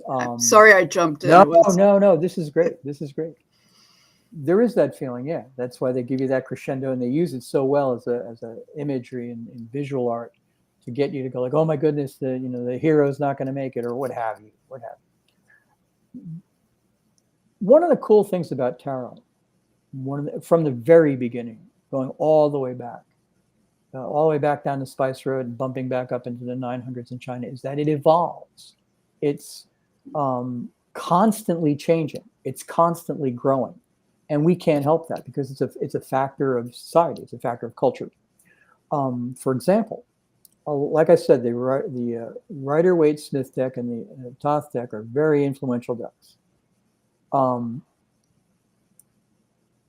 A.E. White wrote a book called The Key to the Victorial Tarot, I think it is, in which he has a little booklet in the deck that comes out. And if you read the description of the cards, you're going to get a really creepy gloom and doom kind of feeling. Oh my God, a lot of it's like, oh, a card's inverted, you're dead. Forget it. Just give it up. And well, why is that? Everything is a product of the culture and time it was created in as a start. And if you look at 1910, 1911, what was going on in the world and in England, there was a bit of gloom and doom at the end of the Victorian era. And it was hard times, industrial revolution, lots of poverty, things of that nature. And that would be the way they would look at things. You know what I mean? As we evolve, it's a great place to start an understanding of the cards, but it may not be the one you want to use. As we evolve now, maybe we see more things, more color, different meanings today than in the Ten of Swords. Forget about it. You're not going to get anywhere. You know what I mean? Mm-hmm. So that's the evolution of it. I would caution them to say they're really not that spooky. They're really not. Because, again, you have to understand, and by getting that understanding, I think it would change that. You have to understand that those 3 cards in the major arcana, that no, it didn't. I was about to say I'm going to cut the deck, and if that card's there, I'm going home. That's it. But anyway, I could scream through the deck maybe and pull one out. If you look at, say, the death card, yeah, it's death. There's a big word on it that says DEATH, death. And you're like, oh, goodness, that's not good. But yeah, you know what? Death is a state that affects all of us. It's an evolutionary state. It's a transitional state. It's growing. It's moving on to the next level, if you will. Do you know what I mean? Happens Yes. to all of us. And in that imagery there, it's there now. Because we have that preconceived notion of the word death, maybe, we jump to that conclusion. Oh my goodness, it's not that great. But no, I mean, because here we go. Whoops. Hopefully you can see that. It's the death card. They're making no bones about its death. Look at the guy up there, a crazy looking flag. But it talks about evolution. It talks about it affecting all of us. Look at all the people there and the sunrise. Whoops, right there. Sunrise is all about the new beginning, coming again. That which you do not need is behind you, and it's all about the future. It's all about growth. It's all about yay. Do you know what I mean? Yeah. Oh, yeah. I think I shared with you, I pull the death card a lot, and I usually am excited and happy when I do, because I know it's the ending of something and the rebirth of something else. Yeah. I mean, if there's a difficulty, the major arcana is the soul's journey, up and down, over and around, through life, various challenges, high points, low points, and center. It gets to a card called the World, which is the 22nd card, because one of the cards has a 0. It's actually the 23rd card in the row. It's a great card. Everything is there. You've completed the journey. And if there's, as I say about the world when it comes up in a reading, if there's one thing, there's like a bad side to the world, it's that you get to take a deep breath and start again on something else and start a journey over. But it's not a bad thing, because it means you've evolved. It means you've put things behind you. You've overcome the challenges that you've been given. And there you have it. You know, it's not about necessarily being scary. Some people find a lot of benefit in the Thoth deck that I keep mentioning, which I do not have a copy of. Some of their imagery is a little stronger than Pamela Coleman Smith's. So, you know, it could be thought of as a little bit, you got that gloom and doom, Gothic, if you will. Gothic influence is a great way to put it in some of these decks. And from there, you know, it might have been a selling point. It just is what's the word I'm trying to find? A misunderstanding on your part, and, you know, a kind of a jump to conclusion thing. I don't think, maybe, I don't know if the Marseille family of decks, which basically numbers and medieval images, would have that strange, bizarre, negative feeling. It might be there, but I think it might be more subtle. I don't think there's very many images in those line images that would be that influential. Yeah. Oh, they still have the card Death, Devil, and the Tower, or maybe cards that take their place, but they have that downside type of thing. I think a lot. Also, oh, go ahead. I think a lot of it is just what you said before with media, and how the media has sort of used it in the movies as that thriller excitement hook with it, and it's sort of gotten a bad name of that black magic or something like that with it. And in Europe, let's not forget, I don't want to make any enemies here, but in European society at one point, there was this movement that some of these things that you might call local culture, not of their particular group, were bad and wrong and evil, and you shouldn't do them. And they played that card very heavily in their growth of their own institutions. So that might have had a lot to do with it. You know, over time, you've heard nothing but these are bad, don't do that from the authorities. And, you know, it just sort of becomes a litany. It becomes like an urban legend, maybe, or it comes like truth, whether it is or not. That makes sense. So what I love about it is it's actually a spiritual tool, and it's really getting that message out there of how do you use it, how do you leverage it, and it's really a way to connect with spirit to help you on the journey. So you had mentioned that people like they can use it actually for self-healing and on a healing Oh yeah. level. What would that look like? It would have to do with that overcoming kind of thing, that fear or questioning. You know, you can use these images to say, how does this make me feel? You don't have to like create 50 questions. You can make it simple. You know, I'm troubled, I have these thoughts, I have a breakup, I have a challenge, I have what have you. Let me pull a card, and you know, maybe cut your deck, and you get, I'm going to leave these ugly, horrible. You get, okay, I have a question about something going on, and I've pulled, say, this card, the Seven of Swords, and just sit there, see what happens. What's going on? Can you identify with anything in there? How does that make you feel?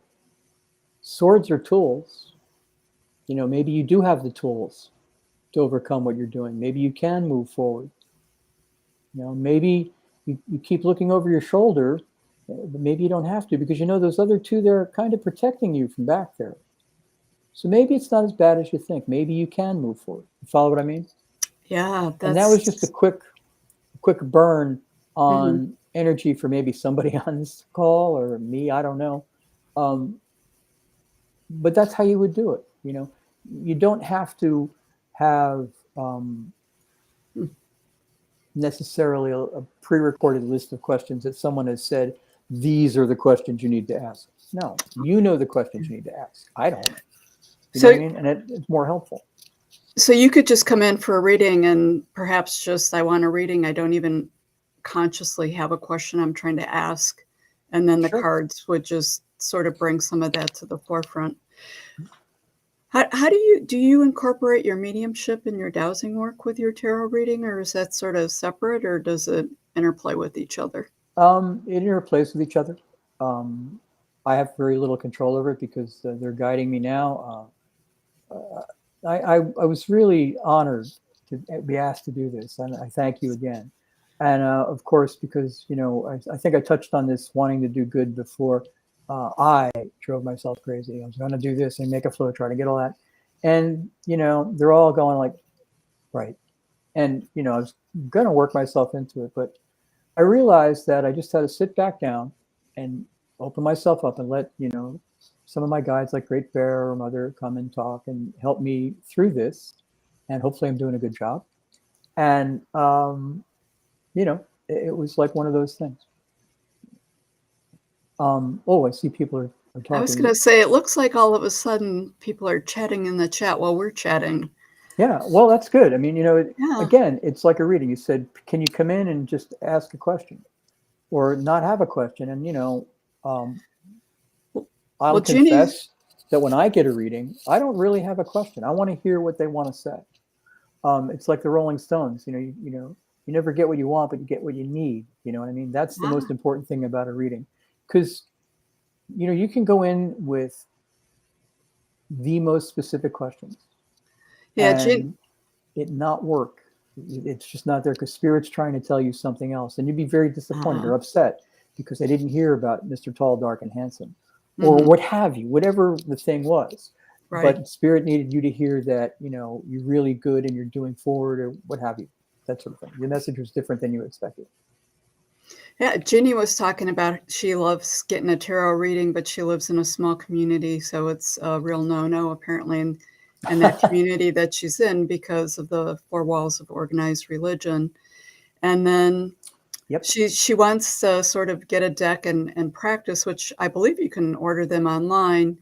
And then Lindsay Jean is talking about angel cards. So I know that there are probably infinite amount of tarot card decks. Is there a difference between like an angel cards versus a tarot cards? Are they two different tools really, or are they the same tool? Yes and no. Yes, they're cards. So they all fall into that family of cartomancy. Mm-hmm.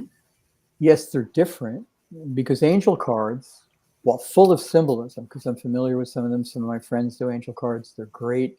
Full of symbolism, it's a bit different than what you would find in the tarot family, if you would, tarot influence decks. There are some scholars out there that say, like, because of those two decks in the 1900s from London that I keep talking about, all these other decks have kind of evolved, many of them with that layout and format, if you will. So a lot of the angel cards that I've seen, some of the angel cards I've seen, really don't have that format. They have a different format. Totally valid, totally works. And I see Lindsay's question. I wonder if those are similar. Yeah, they're very similar in the sense that you're using an image to connect to spirit. It's like going to, up here in New Jersey, we live close to the Philadelphia Museum of Art. You could go to the Philadelphia Museum, for example, or wherever you are, go into them and look at their collection. And, you're going to wander through and maybe you're going to see this and it's not very important and that, no, that's boring, but you might hit that picture that clicks. Do you know what I mean? Yeah. And it works and you feel moved. Now, you may not get the lottery numbers, but something will touch your heart. Do you follow what I mean? That is what we're talking about. That's the beginning of the process, if you will. And angel cards are completely valid for that very reason. They reach in and, oh my goodness, oh my goodness, oh my goodness. You know what I mean? Absolutely. Yeah. Can I scroll back? Oh, yeah. I see that, and I would agree with Jeannie's statement at 1223. Thanks to the magic that's in the world. Everybody says we don't live in a world of magic. Really? I'm talking to a group of people globally that I am not in the same room with. So in a way, this is magic. We just, don't get to define what magic totally is. But through the magic of the modern world, I mean, you can certainly get Zoom readings if you want a reading, and it's one of the things I do. Somewhere around here is my email address. Contact me and we can talk about it if you'd like. Everything is up on the website online. I have all your information, Joe, up there. Yeah, and the other thing about it is, it's just like Sandra said, if you need to access a deck, absolutely. The internet is a great place to go look at them.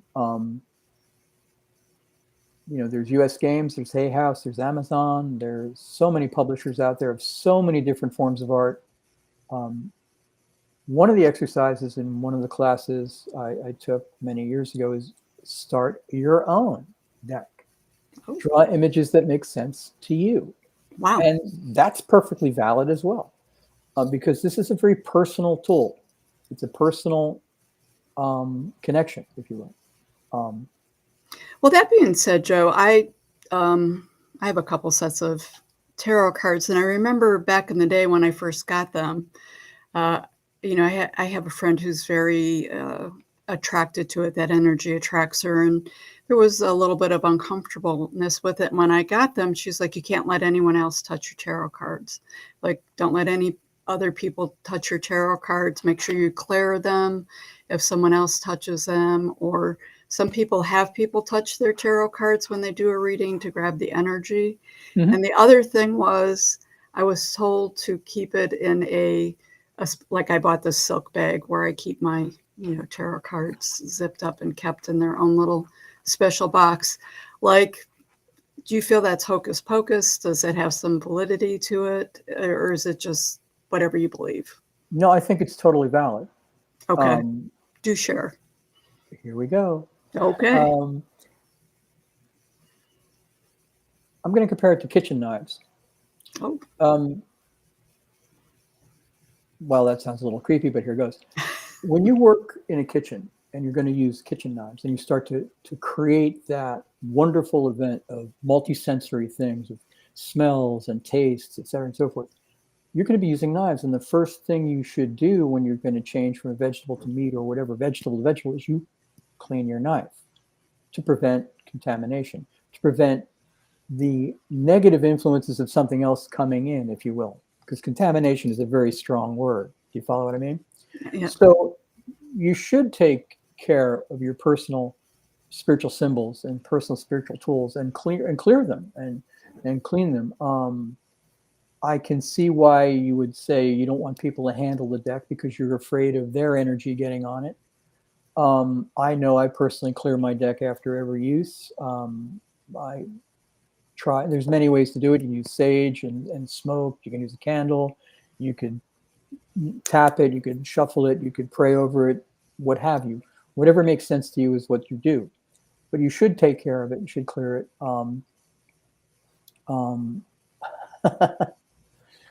I got to stop looking at the words.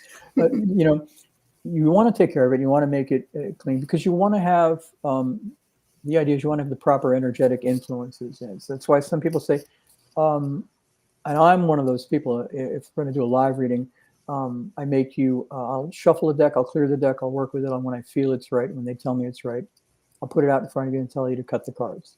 I'm going to tell you that it's not a manual and. You know, that's part of a different thing. But tell you to cut the cards, touch the cards. Sometimes leave it say shuffle the cards if you want. Shuffle them any old way you want. Take as long as you want, short as you want. It's not a manual dexterity exercise, nor is it a casino recruitment program. It's all about getting your energy on there. And the two things that happens is it sort of softens the edge for them, and then it does get their energy on. It's a communal. It's an audience participation event. Getting a reading because you need to be present. Okay. If you're not present in the reading, it's not going to work as well. So that's why, one of the reasons why it's important to do that. Well, I was just going to ask you so that, well, I guess people are present. So I know someone said to pull a card for myself, but what I would ask is when someone comes in for a reading, like, what does it look like? And could you pull a card that Spirit, clearly it would be a message for one of the people who are out there listening, because we all know how Spirit works, and sort of just give us a quick run through of what that looks like. So when you come in, you know, we sit down. I'm going to work the cards, shuffle them, clear them. And I have to do that because I've been using them as a teaching tool now. And the order, you might say, is, well, it's stacked. It's not really randomized. And, you know, so we're going to do the best to randomize them.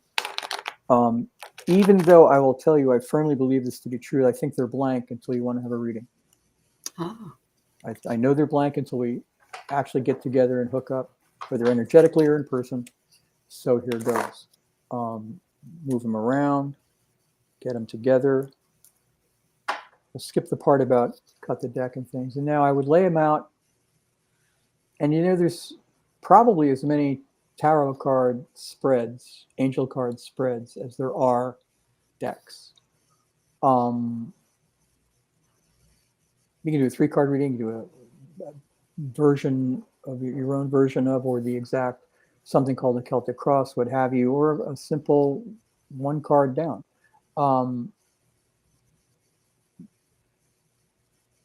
They're telling me to just cut the deck. Okay. You asked me, is it meditative or is it channeling? Well, my guides just told me to just cut the deck and stop talking. So here goes. The Hanged Man, Major Arcana card. Major Arcana is great. It talks about soul's journey. It's things on a DNA bedrock level of what goes on. Some people have called this a traitor because of history. I'll just leave it at that. But it's not that. If you're going to, it's about having the fortitude and the courage to go your own way. What makes sense to you? Do you follow what I mean? If you think that it's beneficial to you to hang upside down by the side of the road, then by all means do that. You know what I mean? Follow your truth and follow your heart, because, you know, he's connected. That nimbus there is one of those artistic symbols that symbolize the connection there. What about the 4? What about the 4? It's about, there's also the idea in the way the legs are shaped, if it's a 4, it's all about stability that comes from having that strength, having that, I'm going to keep the word strength, to go your own way, to believe in yourself. Do you follow what I mean? go with that. And there's some good fortune in that too. There's good fortune in that 4 energy with the Eastern influence on red as a very fortuitous color, and the calming blue. So yeah, for the group, I think there's a lot of ability, a lot of going your way, having the faith in yourselves, and there's some calming and some abundance coming, and a good connection. And I'll leave you with that. Okay. Someone in the comments said you mentioned something about a traitor, and then you briefly skipped over that. Traitor, Traitor. Traditionally in Europe, at very least, maybe other places in the world, if they had a traitor, someone who is not very good, and I can't think of the long word that's dancing around in just beyond my tongue to describe it. It was duplicitous or something like that. That's the way they would be executed, to signify that how awful and rotten they were. A historical event that probably people who are not history buffs wouldn't know about is Mussolini. Mussolini took over, became a ruler during the Second World War, early 20th century in Italy. Had some oppressive policies. Maybe it didn't work out. They lost the war, and he was executed that way. They hung him when they hung his body upside down from a lamppost, and this. I didn't know that. Group of people. Oh yeah. It was kind of in the streets. I mean, it was not a good thing at all for him at the very least. But that was the symbolism of that. Now, you can go with that symbolism if you really choose, and believe me, if it comes to you and clicks with it, oh my goodness, this is bad. By all means, go with it. But I cannot sell out the concept of resurrection and recovery for human beings. We have it in our path and our ability to do it. And, I would be not serving you well if I just said, yeah, write it off, you're dead, forget it. No, that's not a good tableside manner. Yeah, no, that's important. I'm going to shift real quick here. Is we got a little bit of time left, not a lot of time. Is we've talked a lot about the tarot and the readings and the history of it and all of that, and how we can use it individually as a tool. The other thing that I know you're a master tarot reading, but you also teach people how to read tarot.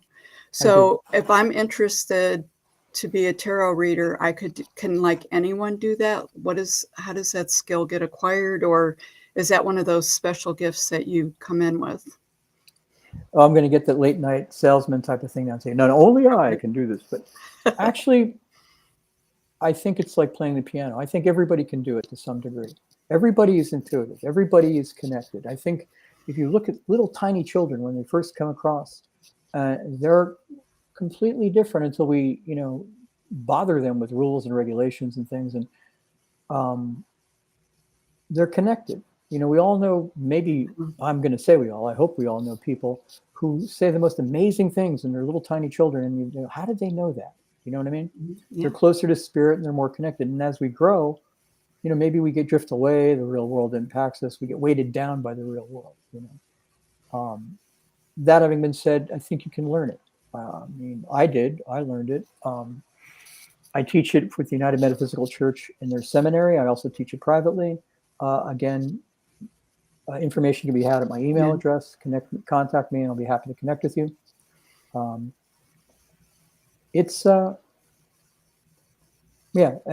I'm going to work with you to do is get you to work on your symbol dictionary in reality.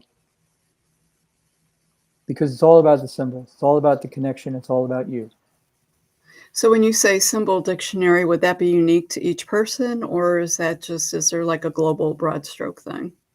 Yes to both questions. Or it's kind of yes and no. Yes, you have your own personal symbol dictionary. It's kind of unique to you in the sense that you're going to put your own spin on these things. We begin learning a symbol dictionary very early on with that big hexagonal thing, and it's red that has a 4-letter word across it that says stop. And that's a symbol. And from there you go on. Eventually you may get more nuanced in your symbols. Flowers mean this. There's actually a Victorian concept of the language of flowers where they could send messages and to each other in a very controlled society, a very judgmental society. And, the color of the flowers, the type of flower would have a meaning to it. So flowers have meanings. Butterflies, what have you, whatever kind of thing like that. So there's many levels of meaning. And as you grow, perhaps you become more familiar with that. All of a sudden you say, I don't know why, but there's a bunny rabbit in this card, and I just focus on that. And bunny rabbits have always meant happiness and abundance to me, and I'm going to talk about that for you. And that's perfectly valid. That's the way it works. Just because I see it a little bit differently doesn't mean it's wrong, or doesn't mean it's the only way to do it. Okay. How long does it take to acquire the skill or learn the skill? I think you could begin getting it in one course. It depends then on how deep you want to go. I mean, I've been studying it for 30 some years or more. Mm-hmm. I know many people have been doing it that way. It all depends on you. You could. I believe though that you could basically get going in one class. I mean, one class segment. Mm-hmm. Oh, wow, that's really nice. Well, Joe, I want to thank you for joining us. I think that you're going to join us on either the Saturday or the Sunday for our Q&A session. Yes, I'll be joining you on Sunday. Sunday. Okay, awesome. So for the listeners out there, Joe will be part of the Q&A on Sunday. If you come up with more questions than you had in the chat, you can continue to send them and we'll gather them. We'll try to be a little more interactive with that also over the weekend. You have so much energy, and I love your delivery. Like you just have that, you have that sense of humor that speaks to me. So I want to thank you for being here. Any last things you want to say to people? I just want to say thank you quite sincerely from the bottom of my heart to all of you people on the call. This is so great, so energetic, so humbling to me. I feel so honored to be here, and it's all about you guys. Thank you for supporting us. Thank you for supporting Dr. Sandra, and namaste to all of you. Thank you, thank you, thank you. Thank you, Joe. You have a good rest of your day. You too. Thank you, guys. Okay, bye. Wow. Our day, the summit is just starting out, and we have had two amazing speakers. And the thing that I absolutely love about the summit is the topics and the speakers and the information is so diverse, and it comes from so many different directions. I think it's exactly what Elise said. She was so prophetic when she said, you're going to hear 16 different sessions and something's going to resonate with you. And that's what you need to lead into. Our next speaker is going to be Rick Hayes. He's a psychic medium. He is actually one of the top 25 psychic mediums in the US. We are going to take a little bit more, not as brief as the last self-care. I think that was about 2.5 minutes. So we have 7 minutes and we will be returning with Rick Hayes. So go get yourself some nourishment, some refreshment, whatever you need to do to get yourself relaxed and ready for this next amazing session.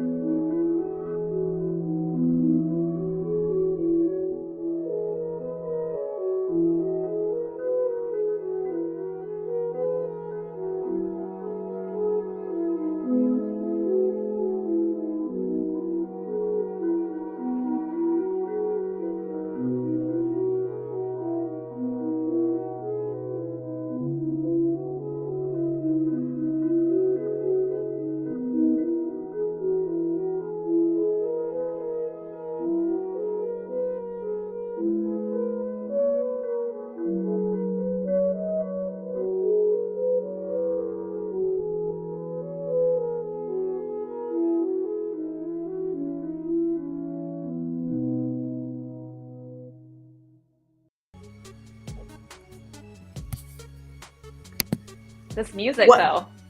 I know, like really, right? So I apologize. We went an extra minute. Dr. Sandra Marie had to take a little moment to do a little self-care. It's amazing how time goes so quickly.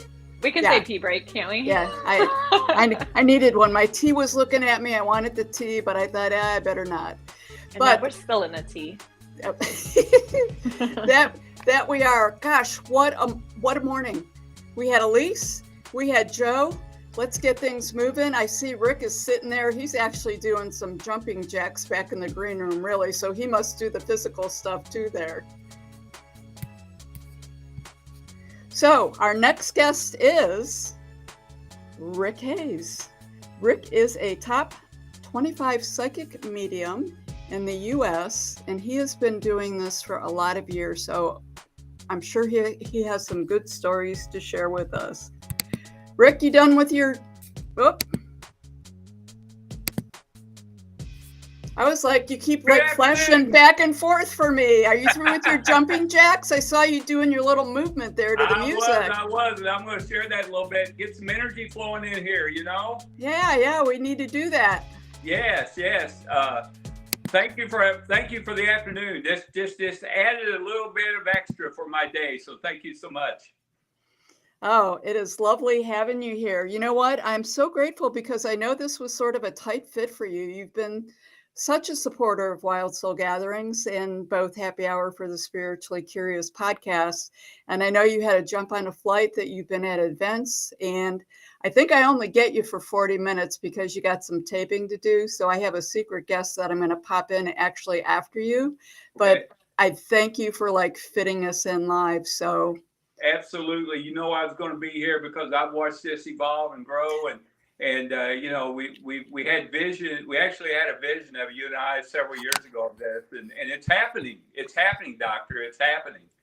yeah, you know, we talked a little bit earlier with Elise Free about manifestation and what that looks like and letting go of the outcomes and sort of the process that it takes. And she's had a really interesting 2023 and some manifestation realized, but I haven't really gotten into my story too much today, hoping to get into it over the next 3 days. But I would say this has been like a 15, 20-year manifestation that we have been working on and growing. And it's been interesting, the synchronicities and the travels along the road to get where we're at.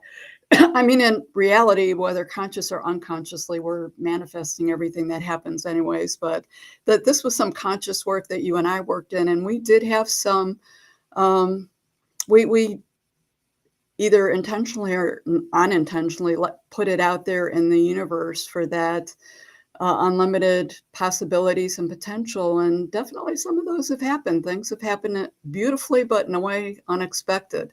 But that being said, this is about you. And I know the listeners out there are really interested to hear your story. So what is it like to be a psychic medium? And I'm going to let you run with this a little bit, and then I'm going to pop my face back in here.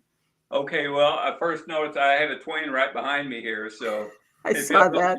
But I was literally in the same position as I was I saw that same outfit and everything, looking quite dapper there. I think that's an older shirt, actually. So, but well, it's an honor and a pleasure to be here this afternoon, and this is all about you. This is all about every one of you that's listening here today, because it is literally a time for us to change life, to elevate ourselves, to rise ourselves. Rick, can I time out a second? Yes. Your camera, we're live. Just when I go to camera, I'm getting you from the neck down. When I from the neck down. Yeah. How's that? Let me see.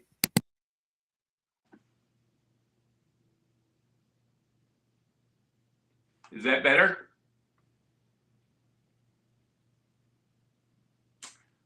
Okay. Yes, much better. You know me and my technical abilities. This has been actually, you know what? Like, it's going really well. Like, I'm super impressed. There hasn't been too many glitches. So, but I actually am. You know me. I got energy, and I stand up, and when I talk, but I've had a chair behind me because I'm getting at days now where I need to sit every once in a while. So I'll just sit here today and share what I have with everyone today. So I don't want you to see me from the neck down. I want you to see me because everything's going to come out of this part of my body. So okay. It's all you again. All right. Thank you so much, Doctor. And it's a real pleasure being here this afternoon. And I just once again, I'm honored to be here. It's been a journey for Doctor, and just being a part of it has been an honor for me. And it's going to continue to go on and continue to manifest amazing things. You know what? I wanted to start today, because this is all about you, but I wanted to start with a short story with you this afternoon. I wanted to share with you. I heard this about a month ago. I heard this, and it was an impact to me when I heard this story, and I wanted to share it with you this afternoon. This story is from a famous actor. I won't mention his name because he may call me and ask me how come he wasn't on with us. But all I'm going to say is, all right. Okay, that's all I'm going to say on that. So, but I was so impacted by what his experience that he shared with us about a month or so ago. He was sharing about, he had his first major motion picture, and he's an actor, and he had his first major motion picture, and he immediately received instant fame. He got an award. This first major motion picture, he got an award. It came overnight, and he had the spotlight and the light all on him, and he was literally thrusted into the public eye, and it overwhelmed him. It frightened him. It scared him, and he got to the point, and he's a spiritual person, and he knew that he didn't want to get into the Hollywood toxic environment, and he knew that if he did, everything that was happening to him was going to lead him down that path, and he didn't want that. And he was so scared and so frightened about where this was going. He didn't know what to do. And one day he shared it with a friend. He was sharing with him how he felt and how afraid he was. And he didn't want to go down this path, but the spotlight just overwhelmed him. And so the friend shared with him, he said, what you need to do, he said, you need to go to this temple that has a temple of monks. You need to go to that temple, and you need to talk to them and tell them how you feel.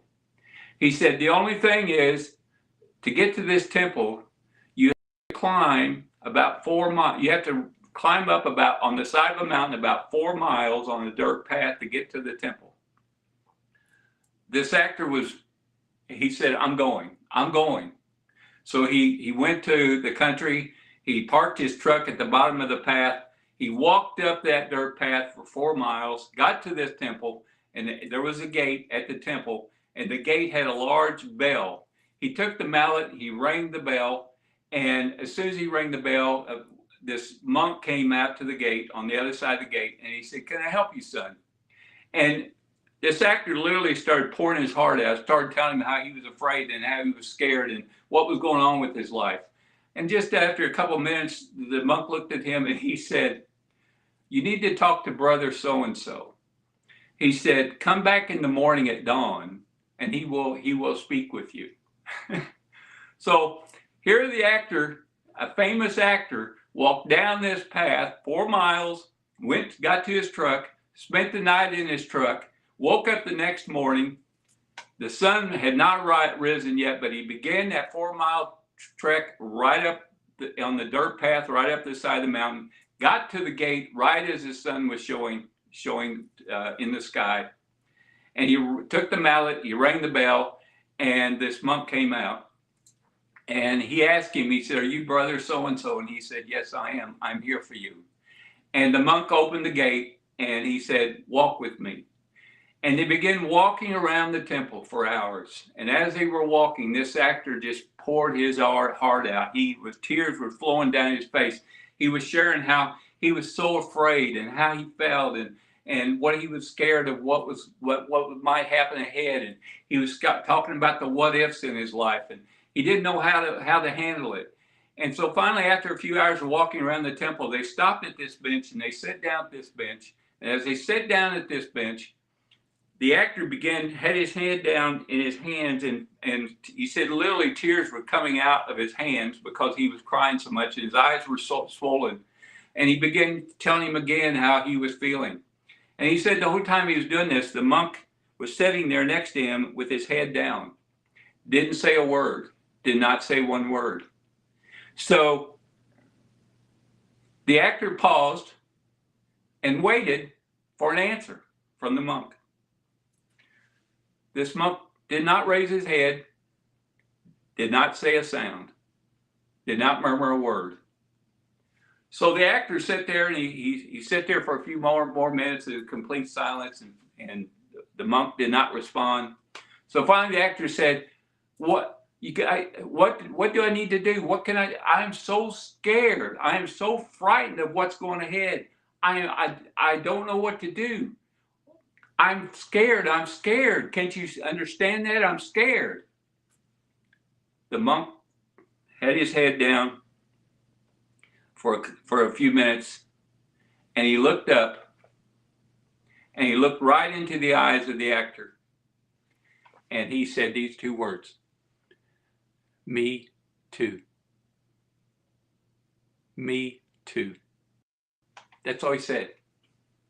But it had so much impact on him. And of course, today he's written a best-selling book that just came out a few months ago. He's a spiritual person. He follows the path of purpose. But I'm sharing that story with you because I hope it impacted you like it did me, because I knew what he was talking about. I felt the same way. I had these abilities at birth that many called psychic and medium abilities. And at birth, I recognized them as a little kid. And I was scared. I wasn't scared of what I was seeing, those in spirit. What I was scared of is I was scared of what everybody was going to think of me, where this was going to take me. I was afraid. I was afraid. See, for the last 20 plus years, I've now been on my path and purpose, just like this actor. But I was afraid. Me too. You're probably listening to this. You're probably feeling the same way. You're probably in your life right now. You're afraid. You don't know where you're going on your path. You don't know what's going. That you're having challenges in your life, and you're afraid. Well, guess what? We all have that emotion. It's okay. You see, throughout my life, I didn't share my abilities. I did not, as I was growing up, I always like sharing with everyone. I didn't talk about my abilities. My family knew, I knew.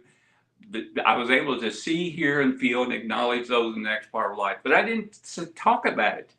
And here's the reason why, the main reason why. I didn't want everybody to think I was weird. I wanted friends as a kid. You know, it's kind of hard to have friends if you go up to someone and say, hey, your uncle's behind you, you know. Well, he passed away several years ago. So I didn't talk about it until it's been 24 years now. 24 years ago, I went to this temple. Not to the temple we're talking about. It was a different kind of temple. But I had an experience in my life at that moment when this person told me, Rick, you're being selfish. You've got abilities that would be able to help and serve others. And you're being selfish because you're keeping it to yourself. See, I was afraid of what everybody was going to think of me. You know, I tell individuals, I thought at that time they may put me in a rubber room if I you know, but when I heard this person tell me you're being selfish, it hit me. Just like that experience the actor had, it hit me with an impact. I was being selfish. I was given something that I was to serve and help others. So for the past 20 plus years, I've shared my abilities with others. It's been an amazing, phenomenal 20 plus years. It literally changed my life. I released that fear. I am no longer afraid. I'm living the path of my purpose. Now, I want to say this. For the last several years, each of us have been living a life, especially these last several years, been living a life of uncertainty, of what ifs, what is to come, what life is going to bring to us, We've been broken down, and we wonder how we're going to get through all this. You know, in the last several years, we've had COVID, we've had, you know, government indecisiveness, we've had living life with uncertainty of what is to come. We've seen prices go up. We saw war in Ukraine. We've seen all this stuff going on around us. You know, there was a time you couldn't go into restaurants because they were closed because they couldn't get employees. It's getting better. But at the same time all this was going on, I was seeing individuals who were wondering about their own spiritual direction.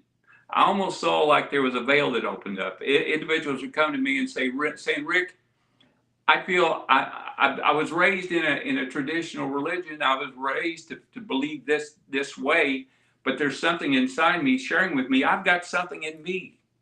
I've got an ability in me. How can I develop and evolve my own spiritual abilities?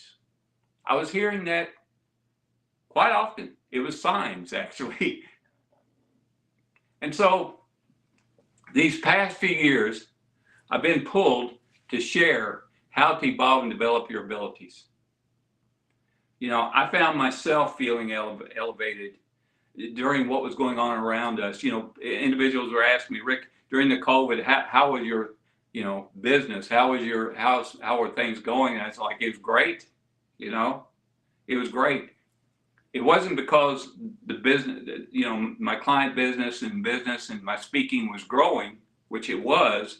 It was more that I elevated to a spiritual level where I didn't really allow these toxic things going on in this world affect me. Now, I didn't stick my head in the sand, you know. I knew, I was aware of what was going on around. I just simply didn't allow myself to get to that level. And here's one way that happens to you. If you're getting up in the morning and the first thing you do is get your cup of coffee and you turn on the television and you go to the news, you're lowering your spiritual level. Because here's why. The news is full of tragedy and toxic and chaos. It's happening in the world. Again, you can't stick your head in the sand, but it's happening. And you know, I told someone the other day, I thought it was really funny because I said, it's so funny because you turn on this one, and I'm going to say the name. I'm not going to say the name of the news, but there's this news station and they say, "Good morning, America." And then they go right into, today there was tragedy in this part of the country. Today, so many was killed. I mean, they say, "Good morning, America," and then they go to that. It's like, that's not the way, you know, that's not the way you say good morning. You say good morning, saying good morning with a smile on your face. And I'm going to share a tip on that here in a little bit. But see, I really felt pulled to begin sharing how to evolve and develop your own spiritual abilities. That doesn't mean you'll be going down the path I'm been chosen to take. It may just be for yourself. It may be for helping others. But the key here is finding and connecting with your own spiritual self. So today I'm going to teach you how to begin your day, how to end your day, and these little steps that you can take that will actually open up and evolve your own spiritual abilities you have within. Now, each of us has a different type of spiritual ability. Some of us is what is described as mediumship, where we see and hear and acknowledge those in the next part of life. Some of those are what is considered as psychic, and as someone, I always love saying this, in the industry they say psychic is someone who can see your future. I am defined as a medium and a psychic, and I'm the first to share with you, I don't see your future. I see the directions for your future. You make the choice and you choose how your future is going to be. But we all have some of us have what's called empathic abilities to feel the feelings of others. But before you get studying into that and evolving those, I feel like you got to do certain things in your daily path to elevate yourself, to rise your confidence. I love saying humble confidence, because you don't want to get that type of confidence that makes you think you're better than everyone else. humble confidence, and at the same time lower those insecurities that build up through this world that is around us today. So I'm going to share with you first the morning, what you can do. It's very simple. It's not rocket science. The morning, what you can do in the morning, what you can do at the end of the day. And then I'm going to share with you a couple of things of how to recognize what I call your spiritual strength, your spiritual core, and what that is. And then from that, you might find other areas of abilities as well. I want you to try this today, starting tomorrow morning. I want you to try this for 27 straight days. There's a college in England who has done a study, and they found that if you do something every day for 66 straight days, it becomes a habit. It becomes a part of the routine. I'm going to make it easy on you and say just try for 27 straight days.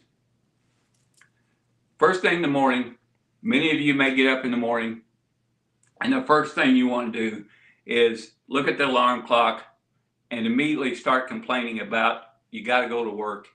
You got to go downstairs and make breakfast for the kids, for the family. You've got to, you immediately got all this in your mind. You all negative into your mind. Change that up a little bit. Try this for the next 27 days. When your eyes awaken for a day, recognize this. That day is created just for you. Did you hear that? No one else is going to have a day exactly like you. That day is for you. You should be grateful.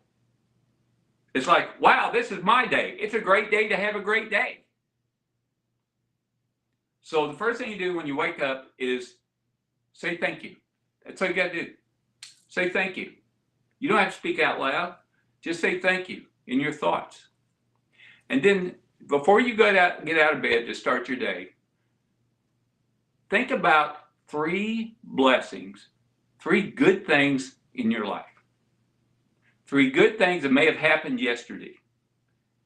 Focus on them. And then once you do that, smile. Okay? Now, your spouse, your partner, whoever you're with may wonder, why are you smiling? But put a smile. Because they have found that muscles in the smile creates these neurons that goes into the brain, and it actually connects to the positive parts of your brain that creates that energy. So smile. And then what I want you to do, and I was going to stand up on this, but then you'll see me from the neck down. Here's what I want you to do. I want you to stand up. Do this right now. If you're watching this, stand in front of your laptop, computer, or wherever you're watching your phone. Just stand up, unless you're in a public place, and then you may not want to do it. But just stand up, and the first thing you want to do is I call it raising the energy bar. Raise your hands up in the air as if there was an electrical energy bar above you. It's got all those good positive ions. And grab that bar. Close your eyes and visualize a place that you would be so happy to be in. For example, for me, I love the ocean. I love the sand between my toes. I love hearing the ocean waves coming in. I love the warmth of the ocean breeze coming in on my body. So visualize a place that makes you feel really good. Hold on to that energy bar. Close your eyes, visualize that, and as you're bringing the bar down to your chest, you're bringing that energy down to your chest. As you bring it down to your chest, exhale. Bring out all bring all that air out that is no longer needed. And then raise the energy bar, and as you raise the energy bar, inhale. Do that 7 times. I'm going to do that right now with you, okay? It doesn't take long, and I'll do it quickly for you, okay? Here we go.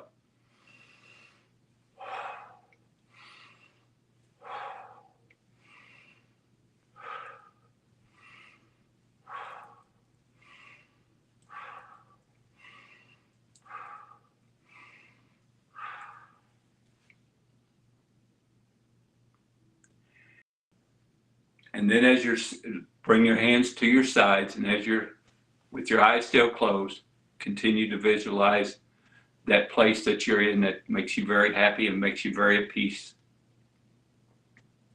Open your eyes. Now, the next step, once you do that, you're already going to feel great. I mean, it's better than a cup of coffee in the morning. Although I have to have my coffee still. I still have to have a cup. It's something I do. But once you do that, you're going to feel different. And then once you do, and they found this, the scientists that found this out too, by making this particular pose, it brings something in your brain that elevates every part of your body, including your energy. Now I'm going to stand up for a minute. You're going to lose my face for a minute, but I want to show you this because literally it's easy. And you only have to do it for like 10 seconds. But all you have to do is stand up and do this, what I call the Superman pose. Put those fists on your waist, stick that chest out, suck in your gut, and take good deep breaths. Stand up like you own the world. And do that for 10 seconds. I promise you, once you do that for 27 straight days, and what happens is you start manifesting the energy to make the changes in the industry, the energy. You're going to come downstairs. You're going to feel better. And guess what? If you have family, if you have those in your home, they're going to see that energy in you. They're going to begin to change a little bit because you can't help it. When you're around a positive person, guess what? You're going to feel positive. So try that for 27 straight days. Wow. You know, I shared with you, I always tell everybody, I'm not a rocket scientist or anything. So when I write something, if you are watching this today, you received my ebook that I put together a few years ago to help individuals with their own spiritual abilities. And if you read it, you know it's very simple. I try to make it as simple as I can. So I want to share with you, I've got about, looks like already 15 minutes. I wish I had like 3 or 4 hours for you today because I've got so much. I'm trying to compact everything I can today in this 45 minutes to give you the most value that I can give. That's the other thing I want to quickly share with you. If you want to change your life, give the life 110%. Whatever you do, give it 110%, not 100%, 110%. Because guess what? If you make it or you give all you can for 110%, you're going to receive the same. So give it all, give it your all. Okay, let's go into the spiritual development real quick. You know, the thing I find most with individuals that come to me and talk to me, and I do a spiritual advisement as part of my services. I hear so much about Rick. I know I have certain abilities. I recognize them. I see individuals that aren't there. I hear them. I feel emotion, you know, but I don't know what to do about it. I don't know, what am I supposed to do with it? Am I supposed to let it grow? Am I supposed to evolve? Well, the first step is you got to acknowledge it. Just acknowledge it. Allow it to evolve the way it should, and let it you know, grow it the way it should. Just let it. Just acknowledge it. I'll give you a quick example. Look around where you're sitting right now, where you're watching this right now. I want you to look around the room you're in or the place you're in. And I want you to look at everything that is the color brown. Don't write it down, just in your mind here, store it in your mind here. Look around your room and look at and notice and acknowledge everything that is brown. Do that.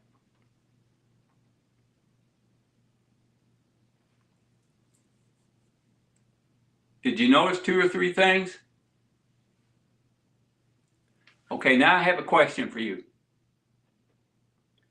Tell me what was red. Tell me what was red. The color red. See what happened there?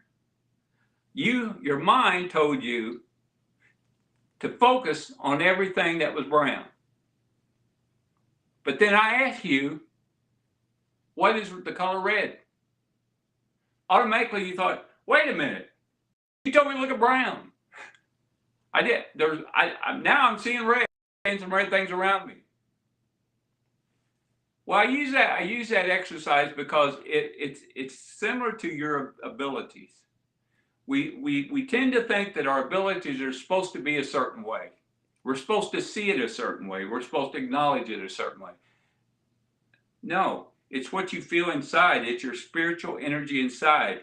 You know, I mentor those that are growing with their abilities and helping them, you know, especially if those are seeing, hearing, and feeling, and acknowledge those in the next part of life in the spirit.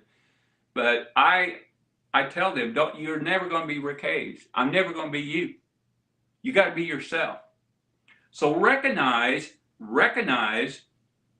what you're getting, just what you're getting. You may be thinking you got to look at it this way. You got to see the brown, but allow the red to appear in your life as well. Those spiritual things that's going to help you along your path and direction. Here's another example I want to share with you. I'm going to try to move over. I'm going off camera for a minute. Okay, I want you to make a fist like this. I'll get down a little bit. Okay. Bring your arm out, make a fist like this. Okay. And just make a circle. Keep doing that, keep doing that, keep doing that, keep doing that, keep doing that, keep doing that. Make that circle with that fist. Keep doing that, keep doing that, keep doing that, keep doing that. Okay, now touch your chin. I can't see you, but I promise you there's some, if not every one of you, but most of you out there, when I said touch your chin, you put your fist to your forehead, because that's what you were seeing me do, right? But I said touch your chin. See, that's how the brain works. The brain takes certain actions, reactions, thoughts, and then directs you a certain way. What you have to do is you've got to listen. You got to feel the spiritual self inside. What your spiritual inside is telling you. Allow that to direct you. So what are your spiritual strengths? What are your spiritual strengths? What is your core spiritual strength? Well, for me, I began as I said, I was early in my life as a little kid. I immediately recognized my abilities. I was seeing those that I always liked to share. You know, I was seeing family members that was in the next part of life, and I just accepted it. I wasn't afraid of it. I always loved telling everyone. I've never been afraid of, and I've been to every, if you've seen a haunted location, what they call haunted location I've been to everyone in the United States, pretty well everyone that you know in the last 20 plus years. And I always love it because when I go there, individuals say, Rick, it's haunted. And it's like, no, it's not haunted. You know, it's they're there that's going to share with you the memories of their experiences there. You know, they choose there to guide us. I call them tour guides. You know, I've got a book out called Reasons for Hauntings. I wrote it just for that reason. I wrote it because I was getting kind of sick and tired of some of the things going on and making it haunted feel like immediately it's negative. And so I wrote that a few years ago. But one of the things I share is that when I began as a little kid, I had my challenges in life. You know, I was bullied as a little kid because I was always short at the time and little. And we moved into a different town, and I was a new kid. And I didn't dress like everyone else. I've always been just me. And so, that's the way I've always been, even as a kid. So, but anyway, I recognized early I was able to see, hear, and feel and acknowledge those. But as I began to evolve and grow, especially in these last 20 plus years, as I began to grow and evolve, and then it led me to recognize other abilities that I had within me, spiritual abilities within me, psychic abilities, for example. I've been told that I've got some kind of healing. I don't know what that is, but I've been able to share that. And there's others that I won't recognize at this time and share with you. But you have a core ability, a spiritual core ability. And so the first step is define what that core spiritual ability is. You know, if you, for example, and I have a master class that I teach this, and we go in more in depth in it to find out exactly what your core spiritual ability is. But when you find that core spiritual ability, and you could do it, for example, let me ask you this: have you ever seen someone that is not there? Have you ever thought you heard a voice that wasn't really nobody around? Have you been around someone and as they're talking with you, you can just start feeling things, you start feeling their emotions, even though they're not expressing it, you can feel it, you feel something going on in their life. You know, these are all different types of core abilities. And what you can do is just simply, and I reckon I share this, find your core ability first, and then allow these other abilities that you might have to evolve as it should. Now, real quick, I want to share with you I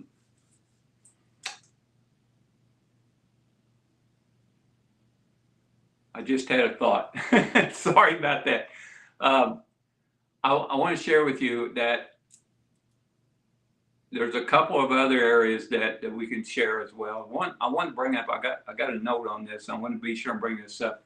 Another area that a good friend of mine out west, she's a psychic medium as well.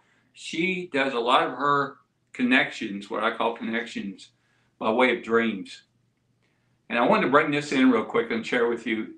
Have you ever had a dream, what you call a dream, of a loved one who has passed, and they literally feel like they're right there and they're at you, and you're right there with them and you're talking with them? Guess what? You are. I truly feel when they visit with us, those in spirit, when they visit with us and we're sleeping, they know that they have our full attention. They're around us all the time. They're around us in our life.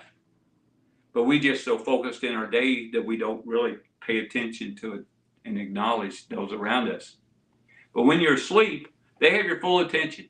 And actually during your sleep time, your physical body is at rest and getting nourished, but you're also more connected with your spiritual self. I really believe that. So when you have someone in a dream, I always share, you're going to be, most often you'll wake up as soon as you have it. Just sit up for a few minutes. I have a recorder next to my bed, and when I have a connection with someone in the night while I'm sleeping, I record everything. But just set up for a few minutes, because science has found that we forget 90% of our dreams after 10 minutes. You'll be woke up. That's one way you'll know a loved one's been with you while you're sleeping.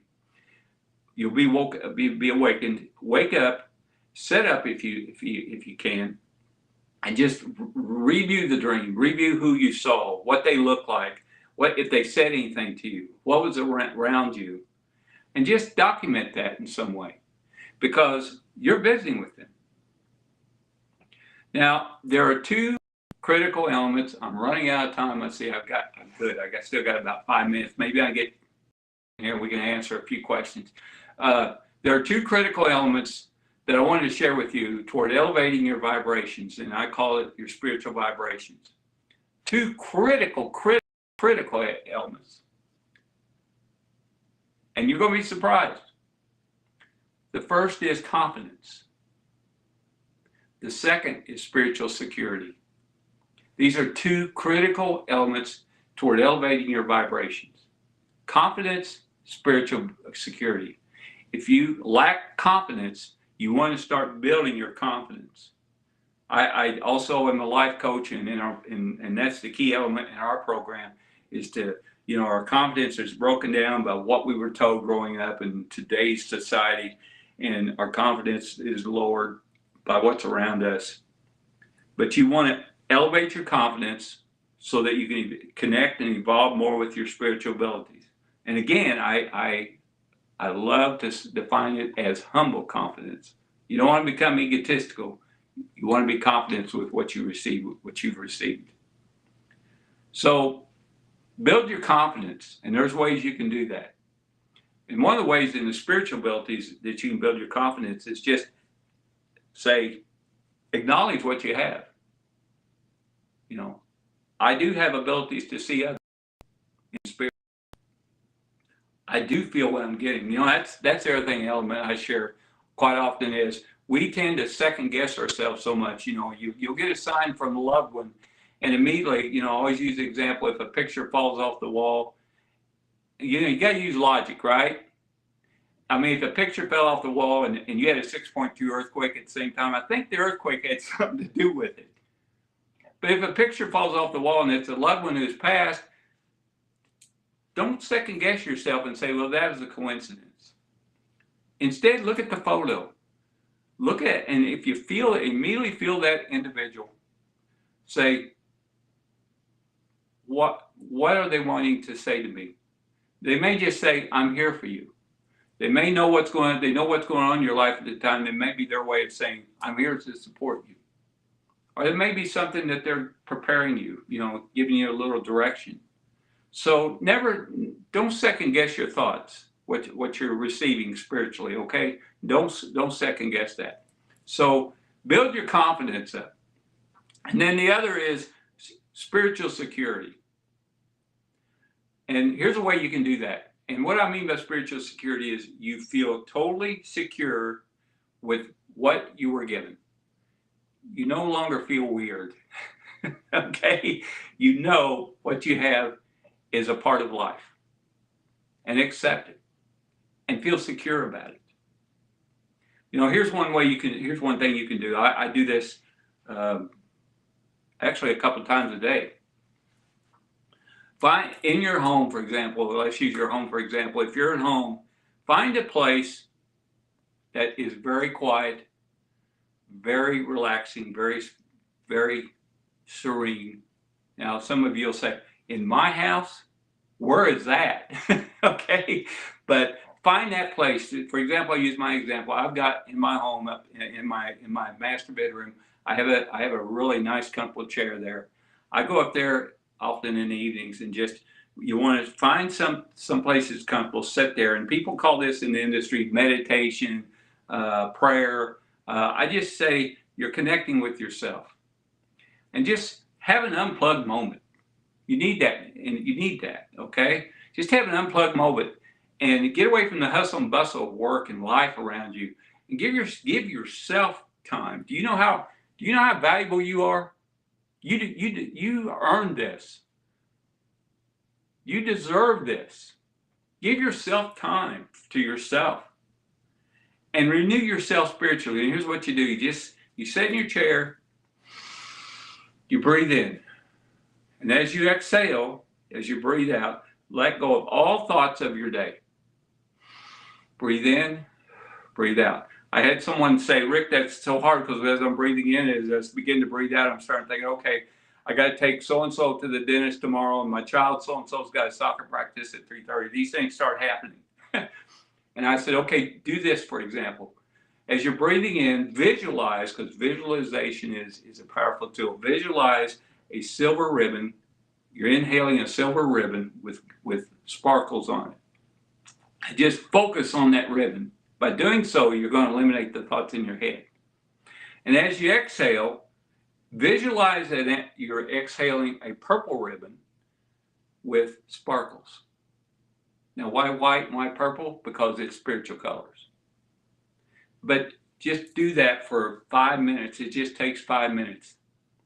And become more secure with who you are and with what you've been given. In other words, be a friend with who you are. You know, it is my time to say, to close. I wish I had more time with you. I've got another 2 hours for you, but unfortunately, I don't personally have that. So we're going to do this again, right, Dr. Sandra Marie? We are. Hey, that was so powerful, Rick. Like, you almost left me speechless there. I guess Rick is gone. When he said he had to go, he was serious. I thought we were going to get a question in, Lens. Oh, that's quite all right. I think he. Oh, There he is. Okay, now you're doing a Houdini thing on us.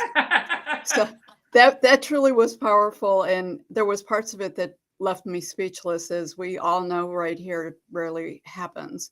So I know that you're on the road. You've got a lot of things going right now. So you've got a lot of gigs that you're involved in. So you won't be involved in the live Q&A. But Lindsay, I think you had some questions. If you have time for one or two questions, Rick. Sure do. Okay, Hi, my first Lindsay. question. Hi, Rick. How are you? All the love. All the love. My first question has to do with bug bites. I had someone recently tell me, because I tend to get bit by mosquitoes very often, or any bug that's around, and they told me that it's a way of saying to listen up, pay attention to what's going on. And I was just curious what your thought is on that, and in all aspects of life that might seem as like a nuisance to us. Are those really just little lessons? Well, first of all, unfortunately, even flies, but everything everything has a purpose here in this creation. And so mosquitoes. Actually, Lindsay, that's the first time I've ever heard this. I do know that there are some individuals that has a certain scent or their body attracts that. But also, I feel like you've got to ask yourself if you get bit by a mosquito, is someone telling you to listen? You know, your thought is the first thing. If you smack it and say the mosquitoes are out today, then you're not really getting a message. But if you have a mosquito in your hand and you say, what am I supposed to get here? You know, something's telling me there's more than just a mosquito here. Then you want to acknowledge that. You want to pay attention to it, and then again, just what you're starting to feel within yourself. You know, is it a message from someone sharing with you that you might want to move because there's too many mosquitoes here, or something like that? So, but yeah, I do feel like we can get signs in so many different ways, including, you know, you heard often the cardinal, the bird, the cardinal, a lot of signs are used for cardinals. Mosquitoes are first for me, but I will keep that. You know, I always share. Life is always learning, so I learned something new today. Great question. No, yeah, I was just wondering because, like you said, that sometimes life is just life, right? Like sometimes things just happen, and sometimes we can get maybe too far in the weeds. No pun intended with the mosquitoes, but that, yeah. Just another quick question I had is, do you the nudges that we get from the universe, do you experience that certain entities or energies will nudge people to come to you, that they'll be drawn, pushing them to you? Yeah, I'm first of all, yes, absolutely. I'm very humbled and very, I just shared this yesterday with someone. I didn't realize it. You know, I've been sharing these abilities and doing private consultations and speaking all over the country, but it's been over 20 years now. But I have a client base now of almost 40,000 individuals, and so yeah. So, but I've had so many. I'll give you a quick example. Yesterday, I had a private consultation. She actually was supposed to be canceled. It was supposed to be canceled, and it wasn't canceled. And I do telephone, virtual, and in person, and it wasn't canceled. Well, I went ahead and made a call for her appointment, not realizing it was supposed to be canceled. And I got a hold of her, and we went ahead and started sharing messages. And kind of find out, and I won't go into detail, but kind of find out there was a very valid reason why we had that day yesterday. It helped her. It gave her direction. She was having some fear about it, but she got some great direction from it. And I told her then, I said, this was all supposed to happen. This was all supposed to be. We were supposed to have this appointment today. I've had others that come to me and they said, you know, because I always share with everyone, if you have an appointment with me, if that's all you needed, that's all you needed. I'm not one of those that says come back in 2 weeks. You know, if you just needed that one time, that's all. That's fine. If you feel pulled to come and have a session with me again, you're being pulled. You're being nudged. Something is telling you. And I've had so many share with me. They will say someone or something was telling me to come and see you. your name kept popping up and things like that, So yeah, I do feel like they can nudge us. And just keep in mind, I always call them loved ones in the next part of life, but they've experienced their life here, and they love us and care about us, their family, for example.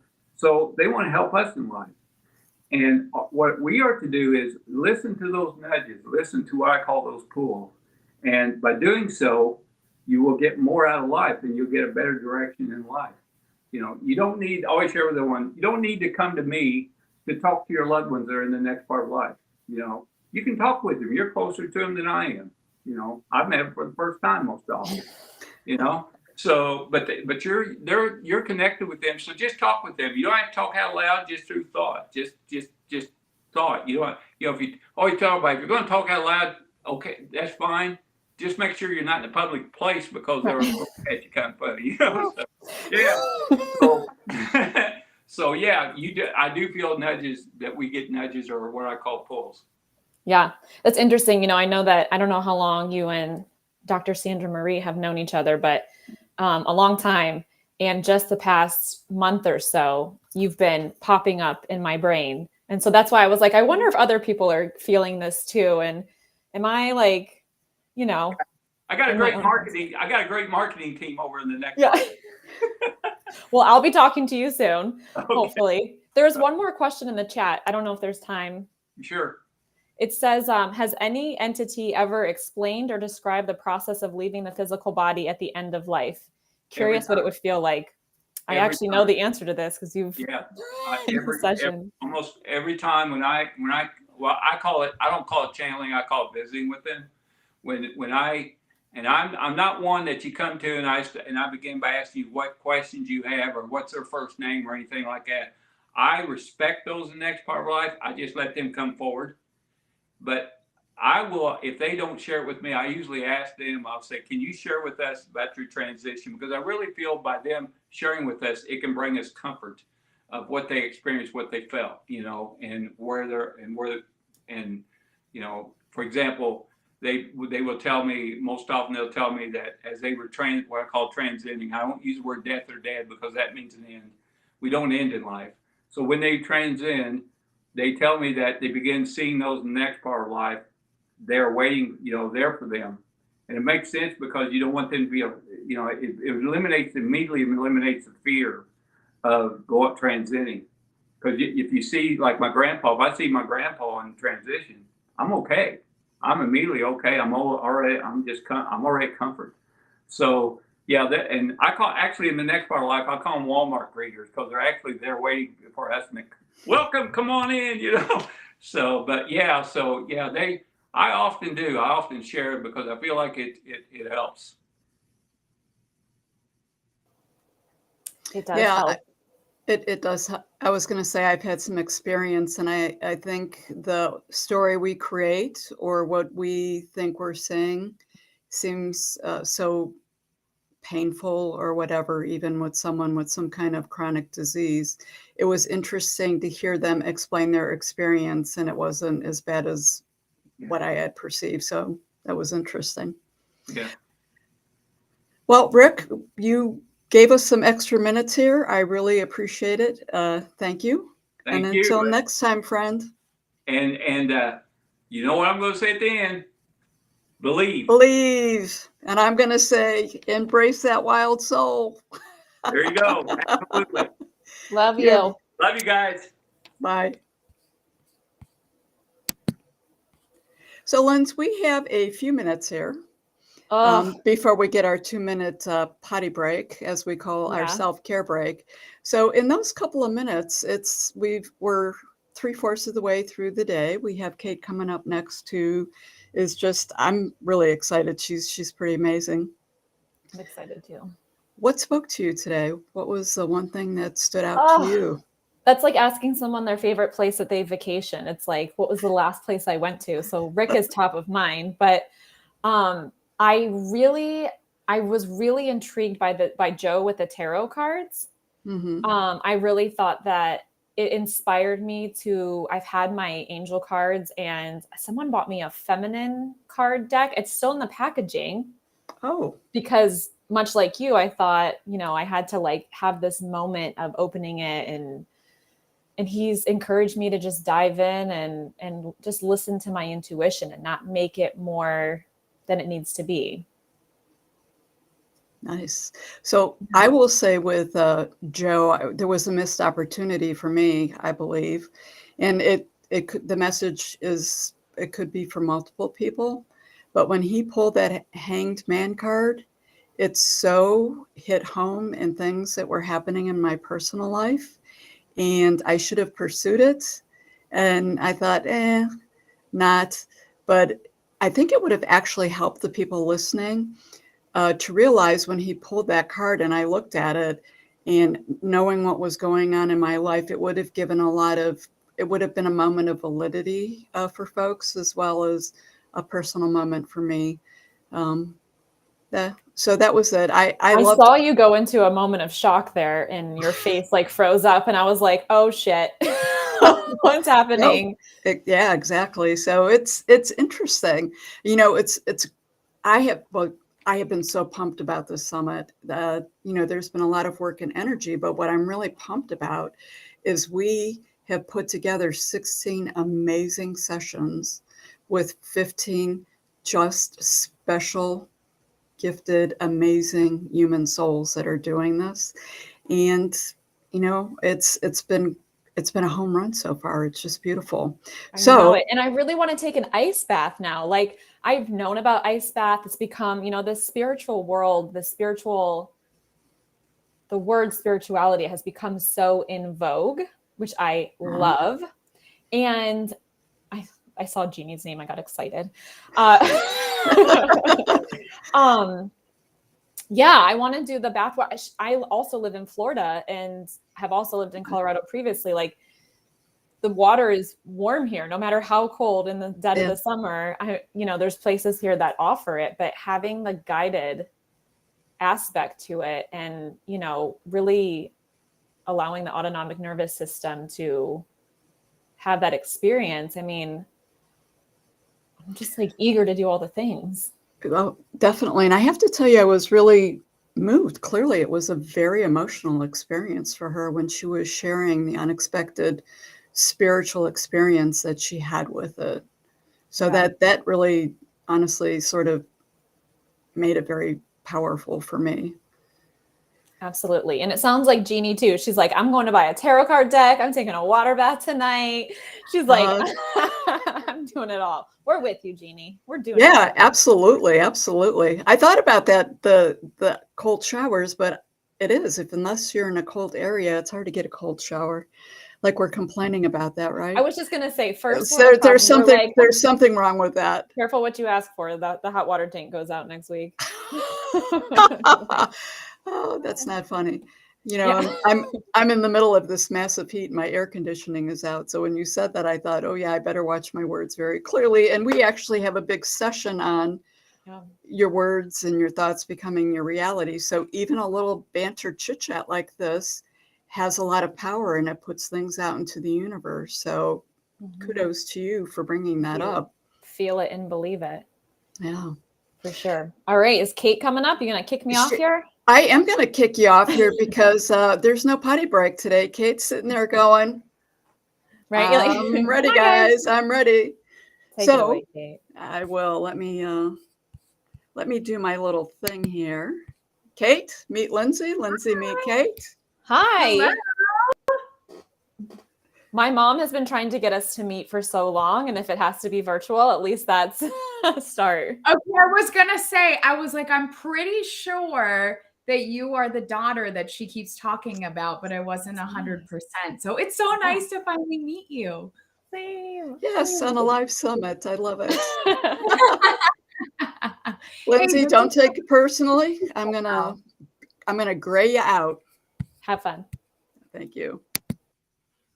Well, Kate, welcome to the first day of the Wild Soul Gatherings 2023 Embrace Your Spiritual Self Summit. So for folks out there who don't know Kate, she is a home wellness expert, a feng shui lifestylist, and you're going to talk about discovering the secrets to intentional living with your home space. So my little intro before I put you on, and because I think it's an important one, it sets the tone for the talk, is what if your home wasn't just a place that was beautiful? What if the space that served you, that inspired you, that aligned with your highest version of yourself? What kind of life could you create? Like, this is a whole tool that's out there that we immerse ourselves in, that we're not really looking at it that way. So you're going to sort of demystify some of the feng shui. I know you have your own little special sauce, and I love how you approach. I love how you approach the whole home life situation to create a harmonious and intentional living space. So I'm going to let you take it real quick with the graphics here. I'm going to try. I wanted to be sort of a little corner in there because I wanted to throw some stuff in, but it's keeps making me be the big person. Let me see. I have a little square down here. Oh no, this is just to enter full screen. It looks like Yeah. for my screen to be full. So what I'm going to do is I'm going to put you on the full screen, and I'm just going to pop myself in when I want to pop myself in. perfect. You know, that's how I like to work. So that's perfect for me. Okay, you take it away. All right. Thank you so much, Sandra. And I'm so grateful to be able to share space with everyone today and talk a little bit more about how you can really get in touch with not only your home, but your personal body. So, how often do you feel the urge to throw things away, to paint a room that you've grown to hate, or rearrange furniture on a random Tuesday afternoon, or maybe even start a meditation practice, or maybe you even find yourself starting to crave different foods than you used to? How many of you listen to that inner call, to that inner knowing? And how many of you choose to ignore it?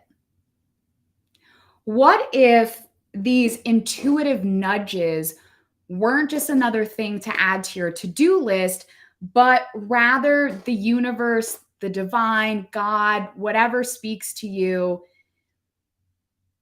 What if this was a call for you to prepare for what's next? Today, I want to stretch your mind and empower you to really step in to the unknown future of your life by preparing space for it now. So, when feng shui, I like to say that feng shui found me.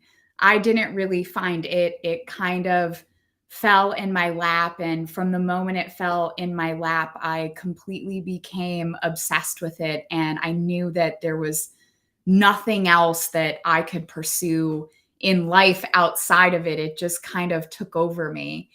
And when it found me, I really had no idea what it was preparing me for, or what my life would look like a few years later after it had found me.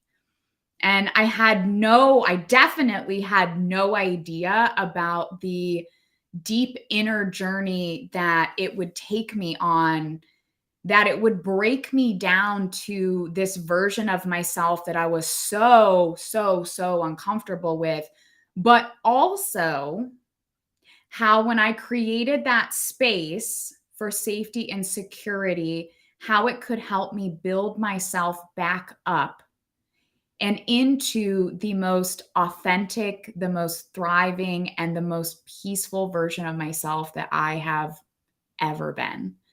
So, for those of you who are not familiar with feng shui, or who only know it to be a practice that is focused on moving energy in your home or placing furniture in just the right way, let me tell you that it goes so much deeper than that. for me and for my clients that I have the pleasure of serving. It has truly, God, it has truly become just this very internal, deep practice into rediscovering the self and to connecting with the personal body to create this like inner and outer world that is really primed for manifestation. So, how can you start to use a feng shui practice to stop disassociating, to stop letting blockages keep you from the desires that you've always wanted, and to really empower yourself to live more truthfully and more authentically? I'd really like to start by taking you through a visualization together that I believe will open you up to a new awareness within yourself and within your space.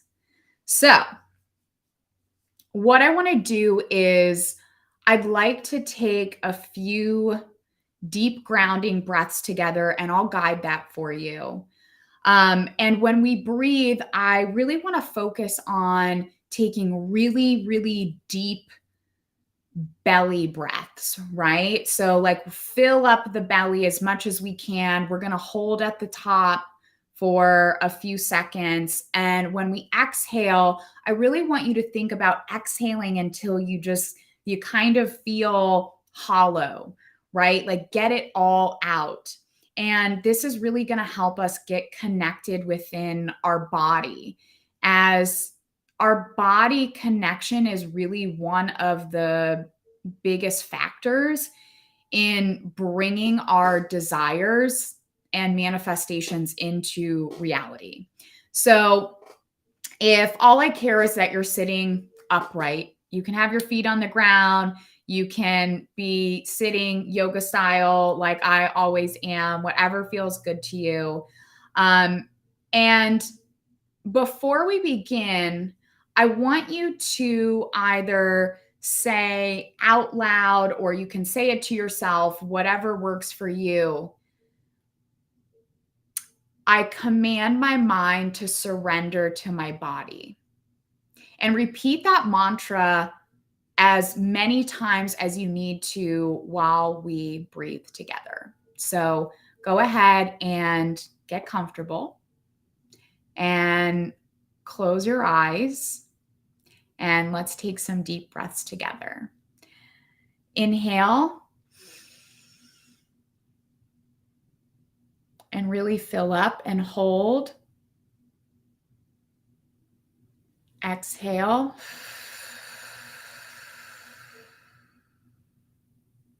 Inhale. Hold. Exhale. Inhale. Hold. And exhale.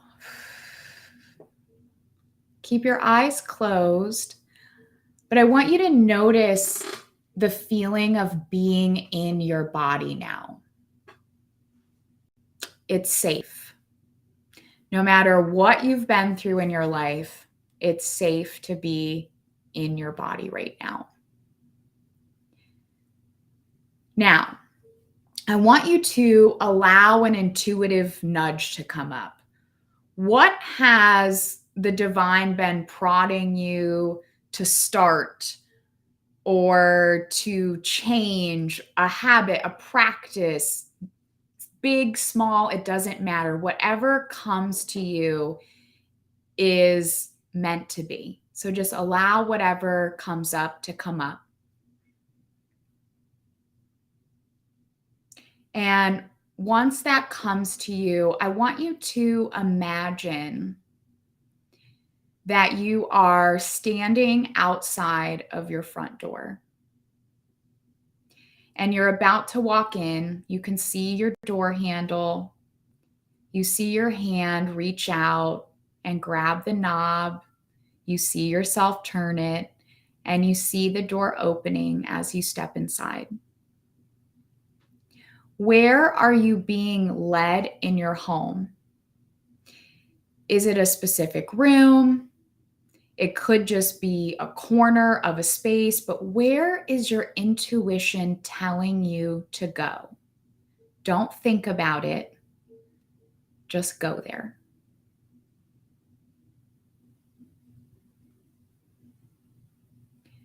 Now that you're in your space, your room, your small corner, there's no wrong place to be. I want you to just sit down in that space and start to look around. How do you feel? How does this space support you currently?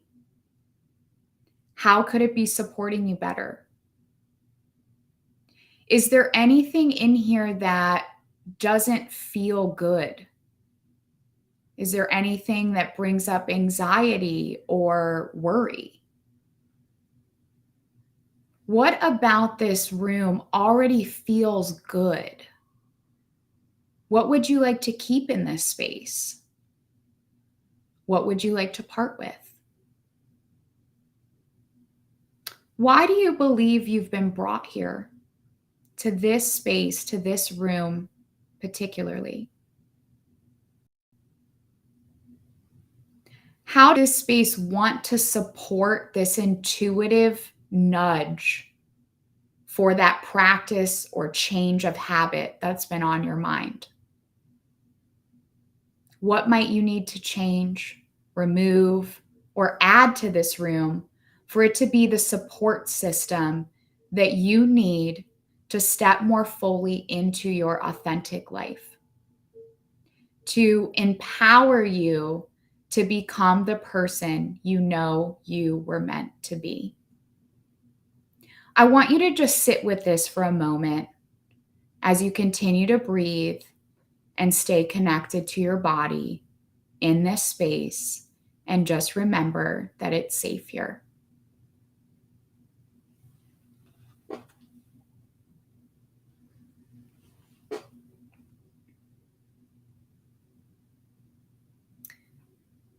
Go ahead and give gratitude to this area in your home and to your body for showing you what it needs to be supported, loved, and empowered for this next step in your journey.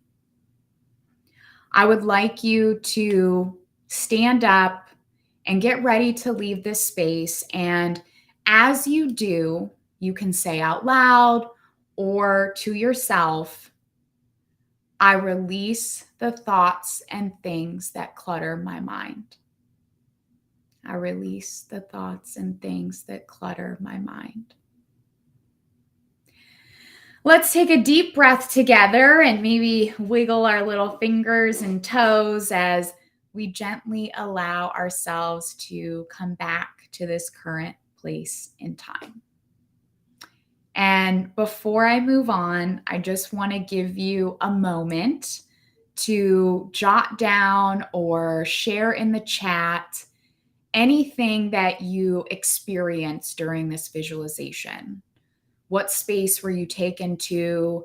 What nudge did the universe give you? Was there a word, a feel?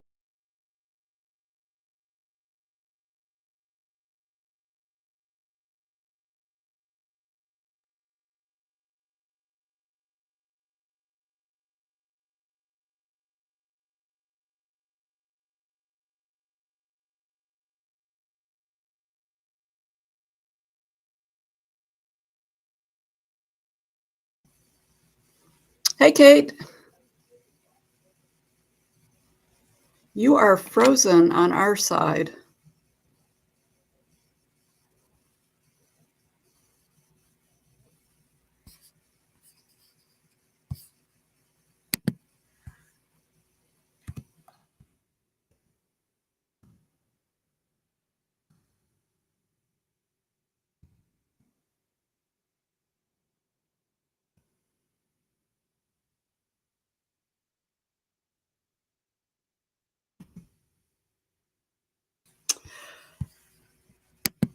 Okay, I think Kate is going to reboot herself and rejoin. You know, it's interesting. I've mentioned before, some of you may know and some of you may not. I do this podcast, Happy Hour for the Spiritually Curious. Hi, Kate, you're back. Okay. That was one hell of a meditation, man. It just shut everything down. So I was just going to share with the listeners that I do this podcast, Happy Hour for the Spiritually Curious. And by the nature of the podcast and the people that are on the show that are just, you know, really connected, because you're one of those like ever evolving souls out there, the energy sometimes just messes with the electronics. So my it looks like computer literally shut down. It just shut down and restarted. It's never done that before, ever. Well, I'm going to go with that was a little energy. We've got a little extra action going here. So I'm going to jump off again. And I see some people are throwing some stuff here. Like when you asked that, I was going to put something in the chat, but I think I would need about 5 paragraphs because I can't say it in 2 sentences. So let me jump off here and can you see the chat? Yeah, I can see it. Okay. And I was going to say, I went ahead and I made sure I left some time for us to go through and do like Q&A afterwards. And so we'll probably, if you guys don't mind, we'll kind of go back through and do it then. And Sandra, you can share your experience. And I think that would be good. That was so wild. That was wild. You're back on. But you know what? I've learned to experience. I've learned, because I do it so often, that when you're working with really high energy people and we're working with an energetic modality, like I've just gotten used to these things happen. I could tell you stories, but you're on again, Kate. Thank you. Okay, so I guess I think we are moving some energy around in our homes and bodies there. That was really kind of amazing. So to me, so after this visualization, sorry, that threw me off a little bit. To me, a good definition of feng shui is that it's literally the art of experiencing a space. And that is literally what we just did together. And by, I think, our electronic reaction to it, maybe you can tell just how powerful of a force feng shui can be. So I also want to mention that, you know, feng shui is not about having the perfect home or being a minimalist or agonizing over things being just so. It really is truly about experiencing your space day in and day out and allowing your home to tell you what it needs from you and recognizing what you need from it as well. And this is really something that should occur on a daily basis. So that means that your space, just like you, is constantly changing and evolving to meet your needs. This is like not a one and done type of thing. Like it's truly meant to be a lifelong practice, and not in a daunting way, but in an exciting way, right? What can our homes like be showing us? So I want to share a quick story that I was actually sharing with Sandra. I think we were talking about this maybe yesterday. I don't even know what time is anymore, but I think we were talking about this a little bit yesterday.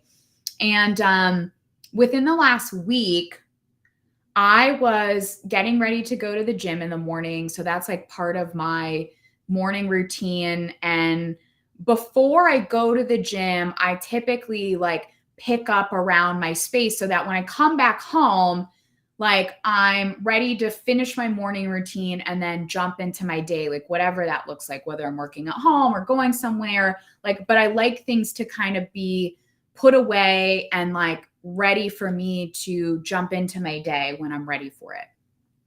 So I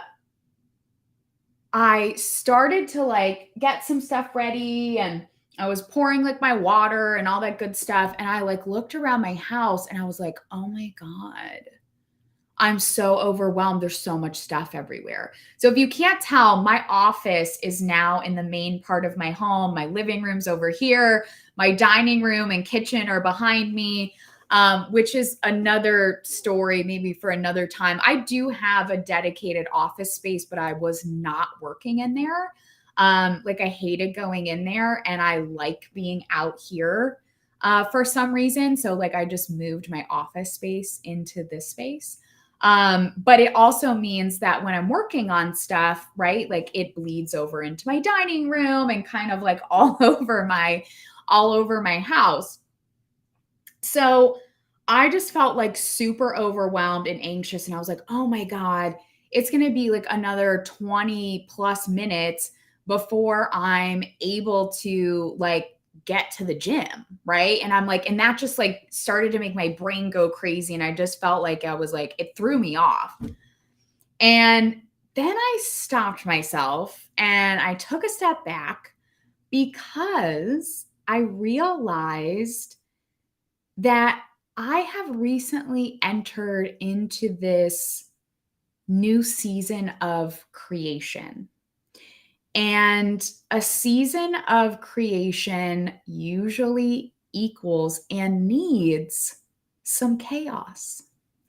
And not chaos in a negative way as we're used to hearing it, but chaos in like this beautiful way. One that reminds me that I've started a new journey that I'm forging. And I'm forging these, not only these like new creative centers in my brain, but also within my personal life. So instead of allowing myself to be overwhelmed or beat myself up about the mess all around me, I actually stepped back and I smiled and I got really freaking excited, because I know now at this point in my life, I know that when I go into creation mode, something really exciting is waiting on the other side of it. I don't usually know exactly what it is, but I know from experience now that like there's something really, really, really freaking good on the other side. So I want to say that to remind you that you can really choose to embrace your life instead of stopping this progress. And that's something that you can do personally, but you can also choose to embrace within your home. Now, I'm not saying that like clearly I cleaned up behind me before our call today, right? Like I'm not saying that you leave a mess everywhere for months and months and months. Like that becomes stagnant energy. Like we don't want that, right? But there is a time and place. And if we can get more in touch with our intuition and what our home is trying to tell us, it will allow us to use that discernment to choose when we need to embrace our life and what's flowing and happening for us, instead of stopping ourselves while we're mid progress. Because there are so many times, and I say this from experience, that I have stopped myself in my progress, and then it's so much harder to get started, right? So I think one of the most powerful things that my own feng shui practice has brought to me, that I have been able to share with my clients and my community, is really creating a home that is a place of security that we can use to unfold into this unknown path that lies ahead of us in a very supported way. So because it's very difficult to allow the grace and the space needed to move through difficult experiences when we don't have the right foundation. And these could be experiences that are going on currently, or these could be things that we have held on to since childhood. It could be traumas. It could be so many different things that we're hanging on to that we need to move through. And if we're not creating a safe and secure space for us to do that in, it's just making our journey more difficult. So, for me, growing up, I never had the right foundation. And so I always kind of found myself like trying to create it within my own bedroom or within my home in whatever way I possibly could, which is why I believe that, I was led magically to this space of becoming a feng shui practitioner, 30 plus years later. It was just kind of divinely meant to be. But I want to talk about some practical ways that you can create a safe zone within your home. And I mean, ideally, we want our whole space to feel that way, right? But if you don't feel like that about your home right now, it might feel extremely overwhelming to prepare your entire home at once. So I'd like you to think about this with like just starting with one room or even just a corner where you can create a safe space. So I think it's really important that this is a space that we can relax into, right? Maybe it's meditation, maybe it's drawing or painting or doodling, or just something that allows our mind to settle. Because if you are used to living in survival mode, especially if you've been doing that your entire life, settling is difficult. Just being with yourself in silence and stillness is very uncomfortable. It was really uncomfortable for me. However, at this point in my journey, I know that it was the most necessary thing for me, was to be able to sit in the stillness and allow myself this safe space to do it within. So this might even be like a corner on your couch, right? So let's talk about that. A corner on your couch might look like a big comfy blanket, right? And a stack of books that you want to get into. And, it doesn't mean that you have to read stuff from front to back. Again, use your intuition. Allow yourself to pick things up and read chapters and reflect on them. And you might not pick up that book up for another 2 weeks or 2 months. It doesn't matter. Maybe you move on to something else. So I think this is like a space where you can just sit and be, right? Where you feel comfortable just doing that. And if you have other people in your family that don't understand this being, this getting still, maybe this is a walk-in closet. Maybe it's the floor of your bathroom. It can literally be anywhere. But so maybe it is in your bathroom. And so you keep a little basket somewhere in your home with a blanket and a book and a candle or incense or Palo Santo or your headphones or just anything that makes you feel calm. It could be a scent, right? Think about what makes you feel safe. What helps create more stillness in your body? And then what ways can you bring that into your space? It's really important that, the reason we're creating this safe space is we need to create this place of security for our emotions and for movement, for moving those things through our body to allow ourselves to release. Your safe space might be in the bathtub, right? It might be taking a bath.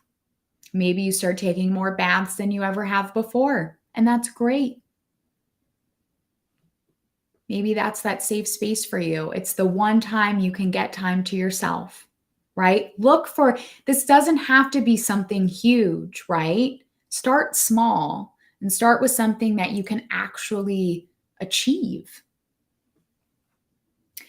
And the reason we need to create a safe space is that dealing with the things that have been holding you back, especially if they've been holding you back for years, is not always going to feel good, and it is not going to look pretty all the time. Some days you're going to feel amazing, and celebrate those days. Live in those happy moments, but just know that some of those days are not going to look nice. They're not going to feel nice.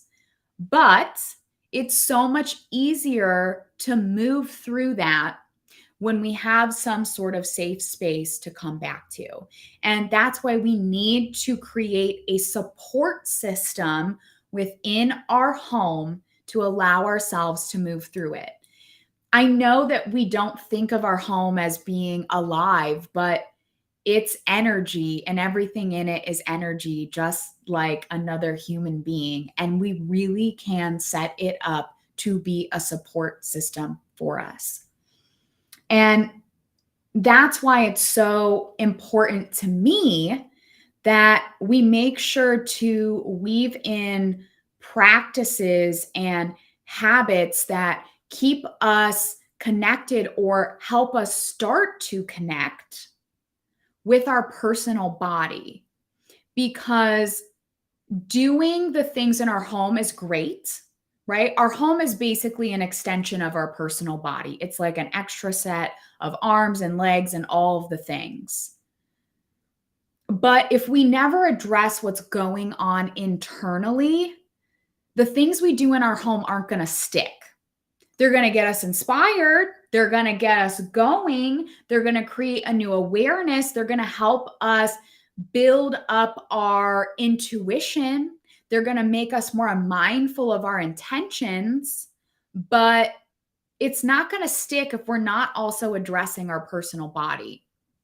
So I'd like to share some of my favorite things to do that have helped me not only get in touch with my personal body, but have allowed me to continue to live there, continue to stay in this body in a very safe and supported way.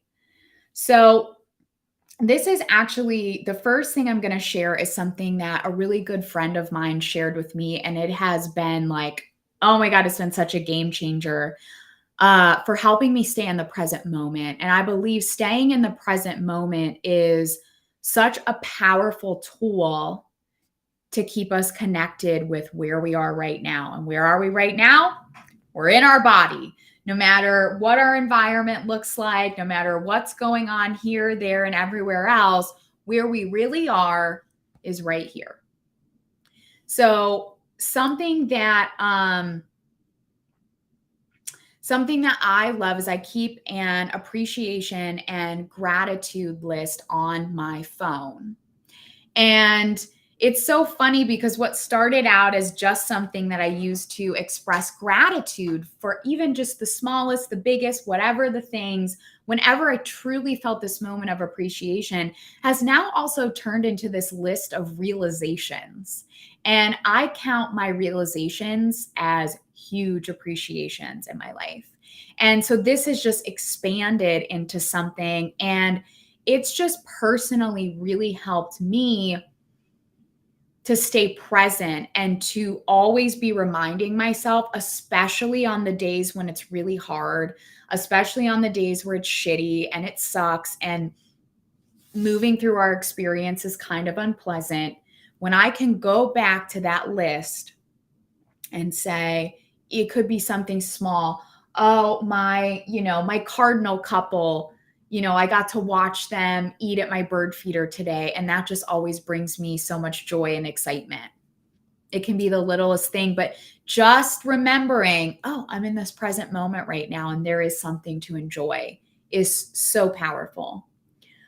I think having a solid morning routine is extremely important. You could argue that an evening routine is important as well, but I think how we start our day is extremely important.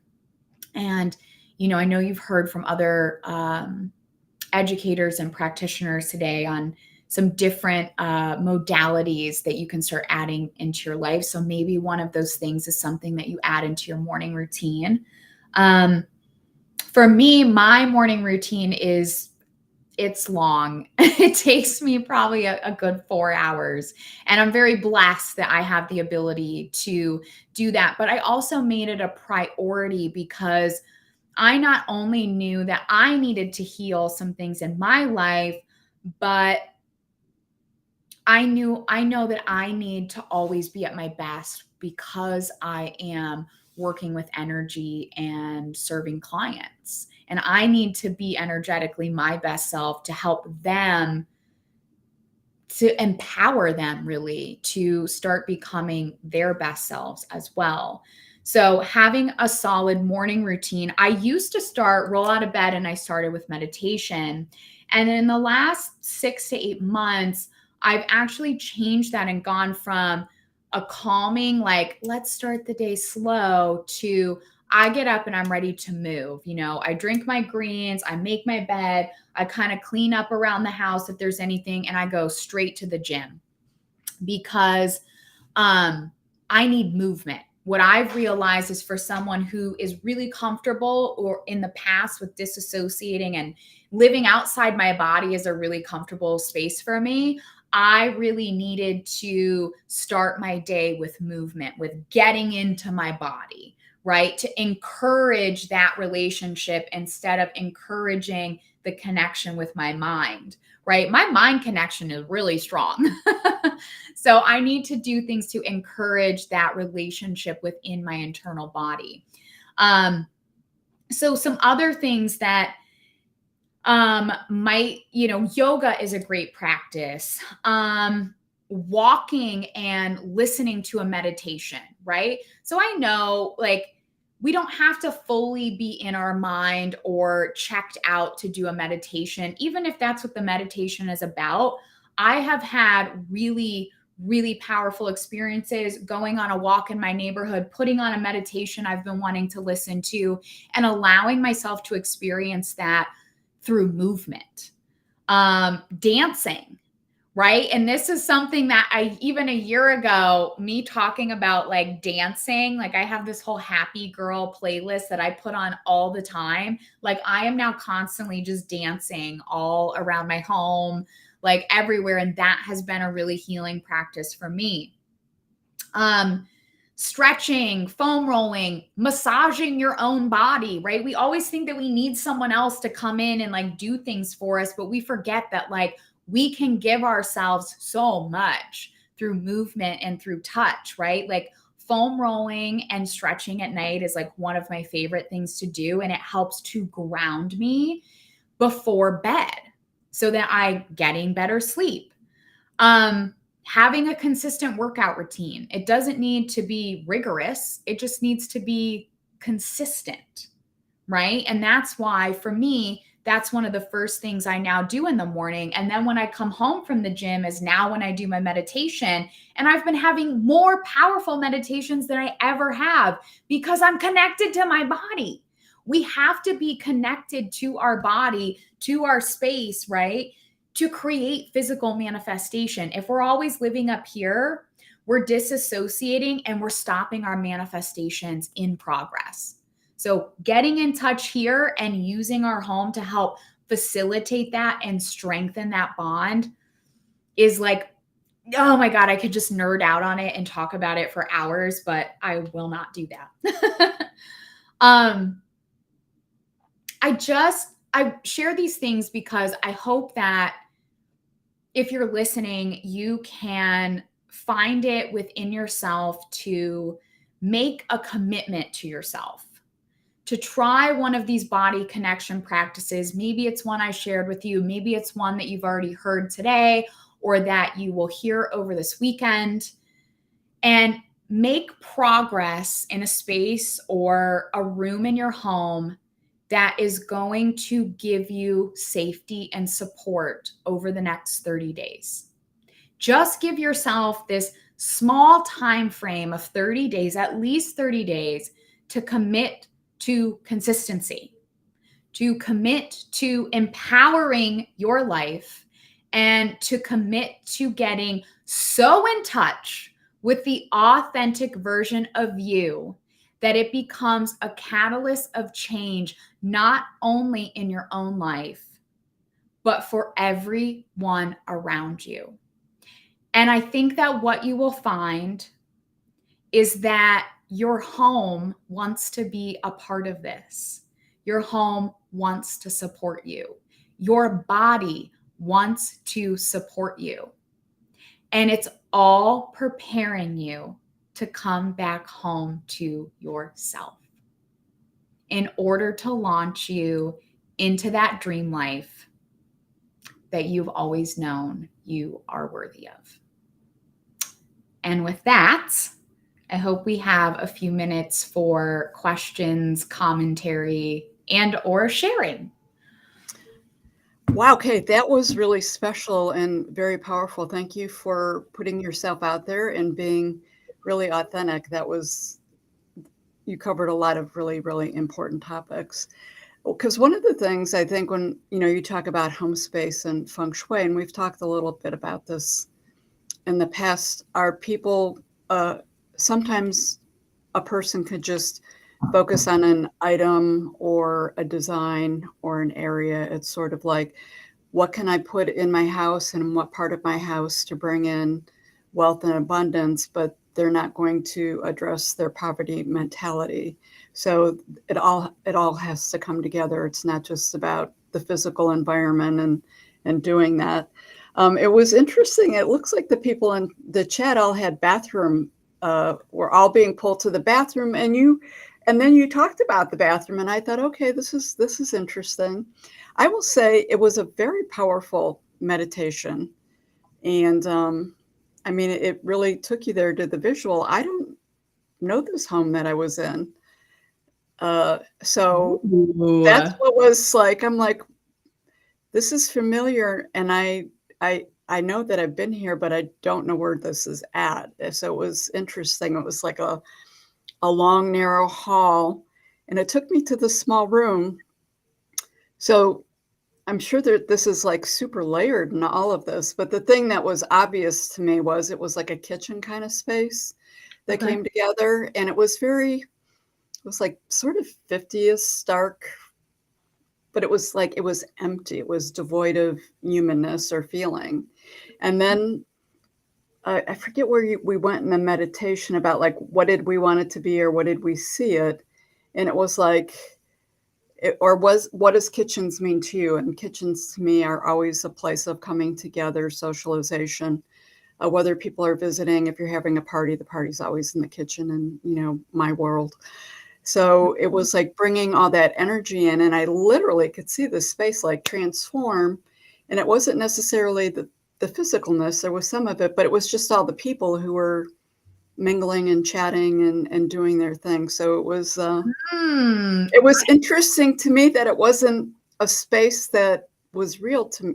It was real to me. I maybe in some other life, or is going to be real to me.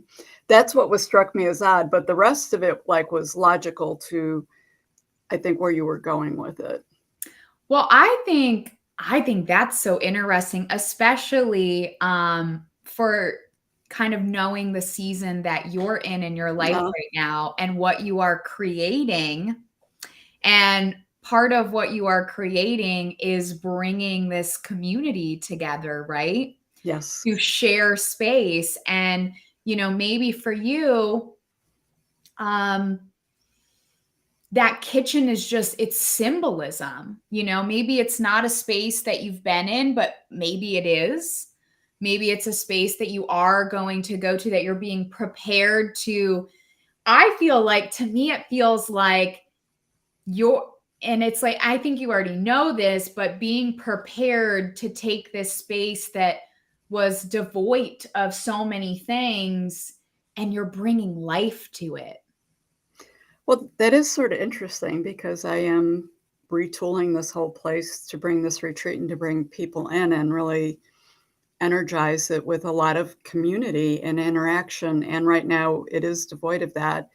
And now that you say that, I've totally that's the one room that I've getting close to getting done, is the kitchen. So the kitchen is transforming. But so I have two questions to ask, just with the feng shui part.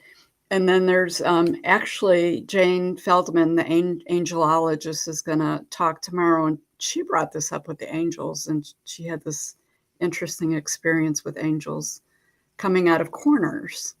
And she's like, if you have clutter in your corner, like her first experience, I shouldn't be telling her story.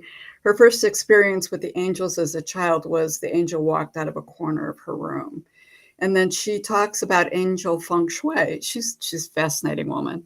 Ooh. Her whole thing is, she's just truly a fascinating woman. It'll be a good thing tomorrow. Is that, you know, she says, well, if you have clutter in your room, like, you're not going to have these angels or spirits coming in to communicate with you in these different ways. But the topic of corners come up all the time. The other is, I've noticed you have a lot of live plants. So even though the table's alive and everything's alive, I believe, does bringing in that the plants in the life, how does that affects it, right? It has to. Oh, for sure. So plants are also, I mean, you can, in feng shui, we use the 5 elements, the Chinese 5 elements. So you've got wood, water, fire, earth, and metal. So those are the 5 elements that we're working with when assessing a room, when making sure it's balanced. And so plants are part of wood element, right? And the wood element is related to spring. So think about how we feel in spring as well. It's like we're pushing through. So especially if you're going through a time in your life where you really resonated with what I spoke about today, and you don't have any plants in your home, it might be something that you feel drawn to add to that space that supports you, because, you know, just thinking about that energy of starting as a seed, and, you know, you can't see a lot happening, and then it starts to push through, and then it grows in, you know, it grows into something. So it's about growth energy. It's about forward movement, and it's about pushing through. And I mean, there's so many other interesting things that we could talk about with plants. But that is one of them, at least as far as like elemental energetics of plants as well. Okay. So how about those corners? I am like, you know how much I want to like dive into this like angels in the corners thing. Like my mind is like on fire right now. So I definitely think, well, the corners are important in feng shui for a couple reasons. One, if you are looking, if you're using a Bagua map, or you'll hear me refer to it as a home energy map. If you have no idea what the heck I'm talking about, that's something I will say. If you go to my website, homesliceliving.com, there's a couple different places that you could go, right? I have a free online community that if you click on it, you can join for free. And we have tons of different resources, and I'm always adding stuff regularly. And then on the website as well, you'll see like a shop, and there's like a guide. And we have like a Bagua guide that will help you get more familiar with what that is. So the Bagua is basically breaking down these 9 energetic areas of your home, which I personally believe are attached to your chakra system as well. And basically, we want a home in like with our total floor plan, right? We want a home that's a square or a rectangle so that all those corners are accounted for. And while each of those 9 areas of the Bagua are important, I really put a lot of emphasis on those 4 corners, right? As well. Yeah. One, we need those 4 corners present, or we need to fill them in so that we don't have any energy leakage. But also because those are the corner, I like to think of them as cornerstones, right? They're those points that anchor in a solid foundation. So from that perspective, corners are extremely important. On the interior of our home, looking at corners, it's very much a place where energy can build up and become stagnant, right? So even if you don't have clutter there, your corners are always a place where, as energy moves around, it just kind of can get stuck, right? It becomes stagnant. And that's why it's so important, I believe, to have some sort of clearing practice that we do, right? Whatever that is for you, it could be sage, it could be incense, it could be drumming, it could be chiming, it could be, you can have a feather, it could just be your hands, or it could just be you setting an intention because you're like, I don't want to do any of the weird stuff, or, I'm not into that. Just you could go through and set your intention, right? Or when you're cleaning, when you're just doing normal cleaning, you're thinking about an intention, like, and that's why it's important, in my belief, to have like a regular deep clean of your home as well, right? Where you're doing the baseboards and you're wiping things down and you're washing curtains, like just things like that, because no matter how positive our energy is, and no matter how great our life is, and no matter how feng shuied our home is, you're always going to have energy that builds up in certain areas. And that doesn't necessarily mean it's bad. It's just the way it is. So I think that that's something to be mindful of when it comes to the corners of your home. And I can't wait to listen to what's her name? Jane Feldman. I'm very excited. She's the angelologist. So that takes home hygiene to a whole different level. So I know that you also partner with Julie Baldino on occasion. Yeah. So Julie is actually going to be on the summit on Sunday, and Julie is a massive, she takes crystals to a whole new level with her knowledge and how she uses them. So when you partner with her doing a home project, what does that look like? So, well, it's funny. I feel like Julie and I, so it's like I'm interested in crystals and she's into feng shui. And so when we come together, it's like our brains just like, I have basic knowledge of crystals. She has basic feng shui knowledge. And then when we get together, we just like go down all of these rabbit holes. So her and I have done many like series on TikTok, which then I've shared on my podcast in different places, where we've broken down like the Bagua map. We've got into creating crystal grids for certain areas. Our next thing that we're going to do is breaking down like the body parts, and how it relates to feng shui and issues, and then crystals we can use. And I think we're also going to do either one episode. We'll probably make this into it'll either be a longer episode or a couple part series where we're going to go really deep into the bedroom, and especially like geared towards couples, right? Sure. Yeah. So geared towards couples and like bringing spark back, or if you're single and you want to bring in this more passionate. So it's like, gosh, I don't even know where to like pinpoint all of the things that her and I kind of like conjure up when we're working on stuff, because it's just so interesting. And I love Julie so much because she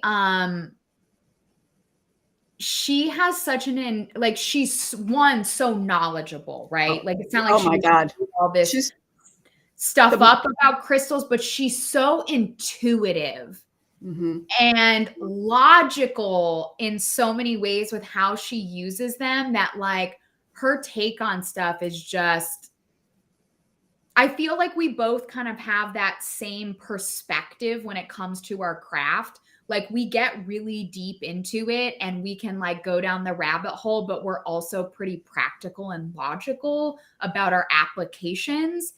Okay. So I don't think that answered your question at all, No, but it answered it in different ways. And I agree. I've never met anyone as knowledgeable and insightful as Julie when it comes to crystals. So that'll be a really powerful, that will be a really powerful, I was going to say a segment that we're going to do at the summit, and it'll be great for the last day of the summit. And so for the people who are online here, any other questions that you have for Kate? I was trying to scroll backwards as I was getting in here because there was a bunch of stuff in the beginning. yeah, I can't see any of that since Yeah. it kicked me out. Oh, that's true. That was interesting because that's when you had the whole energy located. I see Lindsay just threw something in. Lindsay, do you want me to throw you online? Let me just pull her up. Surprise. You're muted. Yes, I was. Sorry. Where are you located if people wanted to utilize your services, and do you work with people virtually? Yes. So I work with a lot of remote clients and I also travel as well. So I work remotely. My main location, I'm in Chagrin Falls, Ohio. So northeastern Ohio, like outside of Cleveland area. But I also work in Naples and in Georgia is a new area. One of my best friends lives in Marietta, and he's like, we need to get Feng Shui Kate down here. So we've been working on getting some stuff going on down there. But really, I've traveled kind of all over and have worked with clients all over the country and in Canada remotely. So if you have Feng Shui needs and you resonate with me personally, which is something I think is like so important when it comes to working with a Feng Shui practitioner, if you resonate with me, that's very important. But also I think that like for my, I offer different types of sessions, some that are very basic, or maybe not basic, but for someone who's like curious and wants to kind of dip their toe in and experience like the benefits and like play around with it, all the way to where like my home wellness sessions we're meeting, several different times. We start with body work and we're starting with the internal body and what's going on there and working through blockages and practices and things like that before we move into a full Feng Shui consultation of the home. And, so that's like very in depth. And I would say that my specialty is really working with people that aren't very connected right here, that are really good at disassociating, that are really connected with their mind, but not their body, and really helping to not only educate them, but empower them and give them the tools to really start living in here to fully bring in the life that they really desire. Nice. Are you still working in St. Petersburg? Because I know when I did the podcast with you, you came over to Treasure Island. I do some, but more Naples area than anything, which is like a long story on like, there's a reason for the Naples, because that's kind of like years ago is where a part of my journey started, right? And I've got a few friends living there, and some really good connections. So I've kind of moved a little bit more Okay. towards there. I still go to St. Pete. But yeah, I've moved a little bit more towards the Naples area. Well, Kate, this has been an incredibly amazing session. You have done a spectacular job. You and I have the most amazing conversations, and I was really excited. I wasn't exactly sure where you were going to go because it could be a number of places that would just be amazing, and you're evolving and transforming, honestly, by the minute in such beautiful ways. It's just great. Now, are you going to participate? I don't remember, on either the Saturday or Sunday Q&A. Probably Saturday. I don't Okay. know if I can on Sunday. Can you remind me? Yeah, I'll look at your email. I know. yeah, You know it's about it. fine. I mean, one or the other, I think, would meet our needs. And I mean, obviously, if you can't, we can always feed you questions other ways. So, any other questions from the gallery there, the chat room? Don't see anything right now. Well, Kate, thank you so much. This was beautiful and meaningful, and I'm sure it will touch a lot of hearts. Someone just said today was amazing. Thank you. Okay, ladies, I am going to move on for the day wrap up. So thank you so much. Yeah. See ya.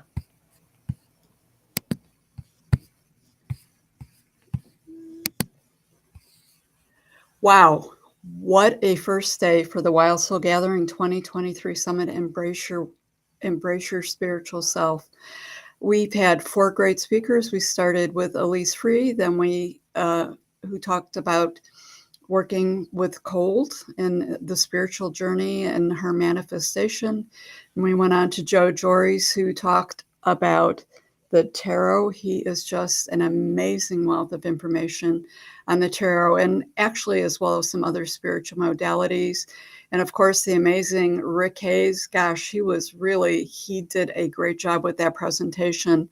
And then we really slammed it home with Kate Troyer, who brought in feng shui and energy work and bringing ourselves into our body and being present and really sort of bringing everything together as one package. So I'm excited. I'm grateful for everyone who joined. Tomorrow will be day 2 of the summit. If you have friends out there who want to sign up, they can still sign up for days 2, 3, and 4. And on our agenda tomorrow, we have 4 speakers. We will start our day with Sarah Saxby. And Sarah runs a blog called Comfortable Health. She's a holistic nutritionist. She is an intuitive coach and a visionary. And Sarah's going to share her own personal story from abuse and the framework that really created that abuse, and how it relates to how she's operated as an adult.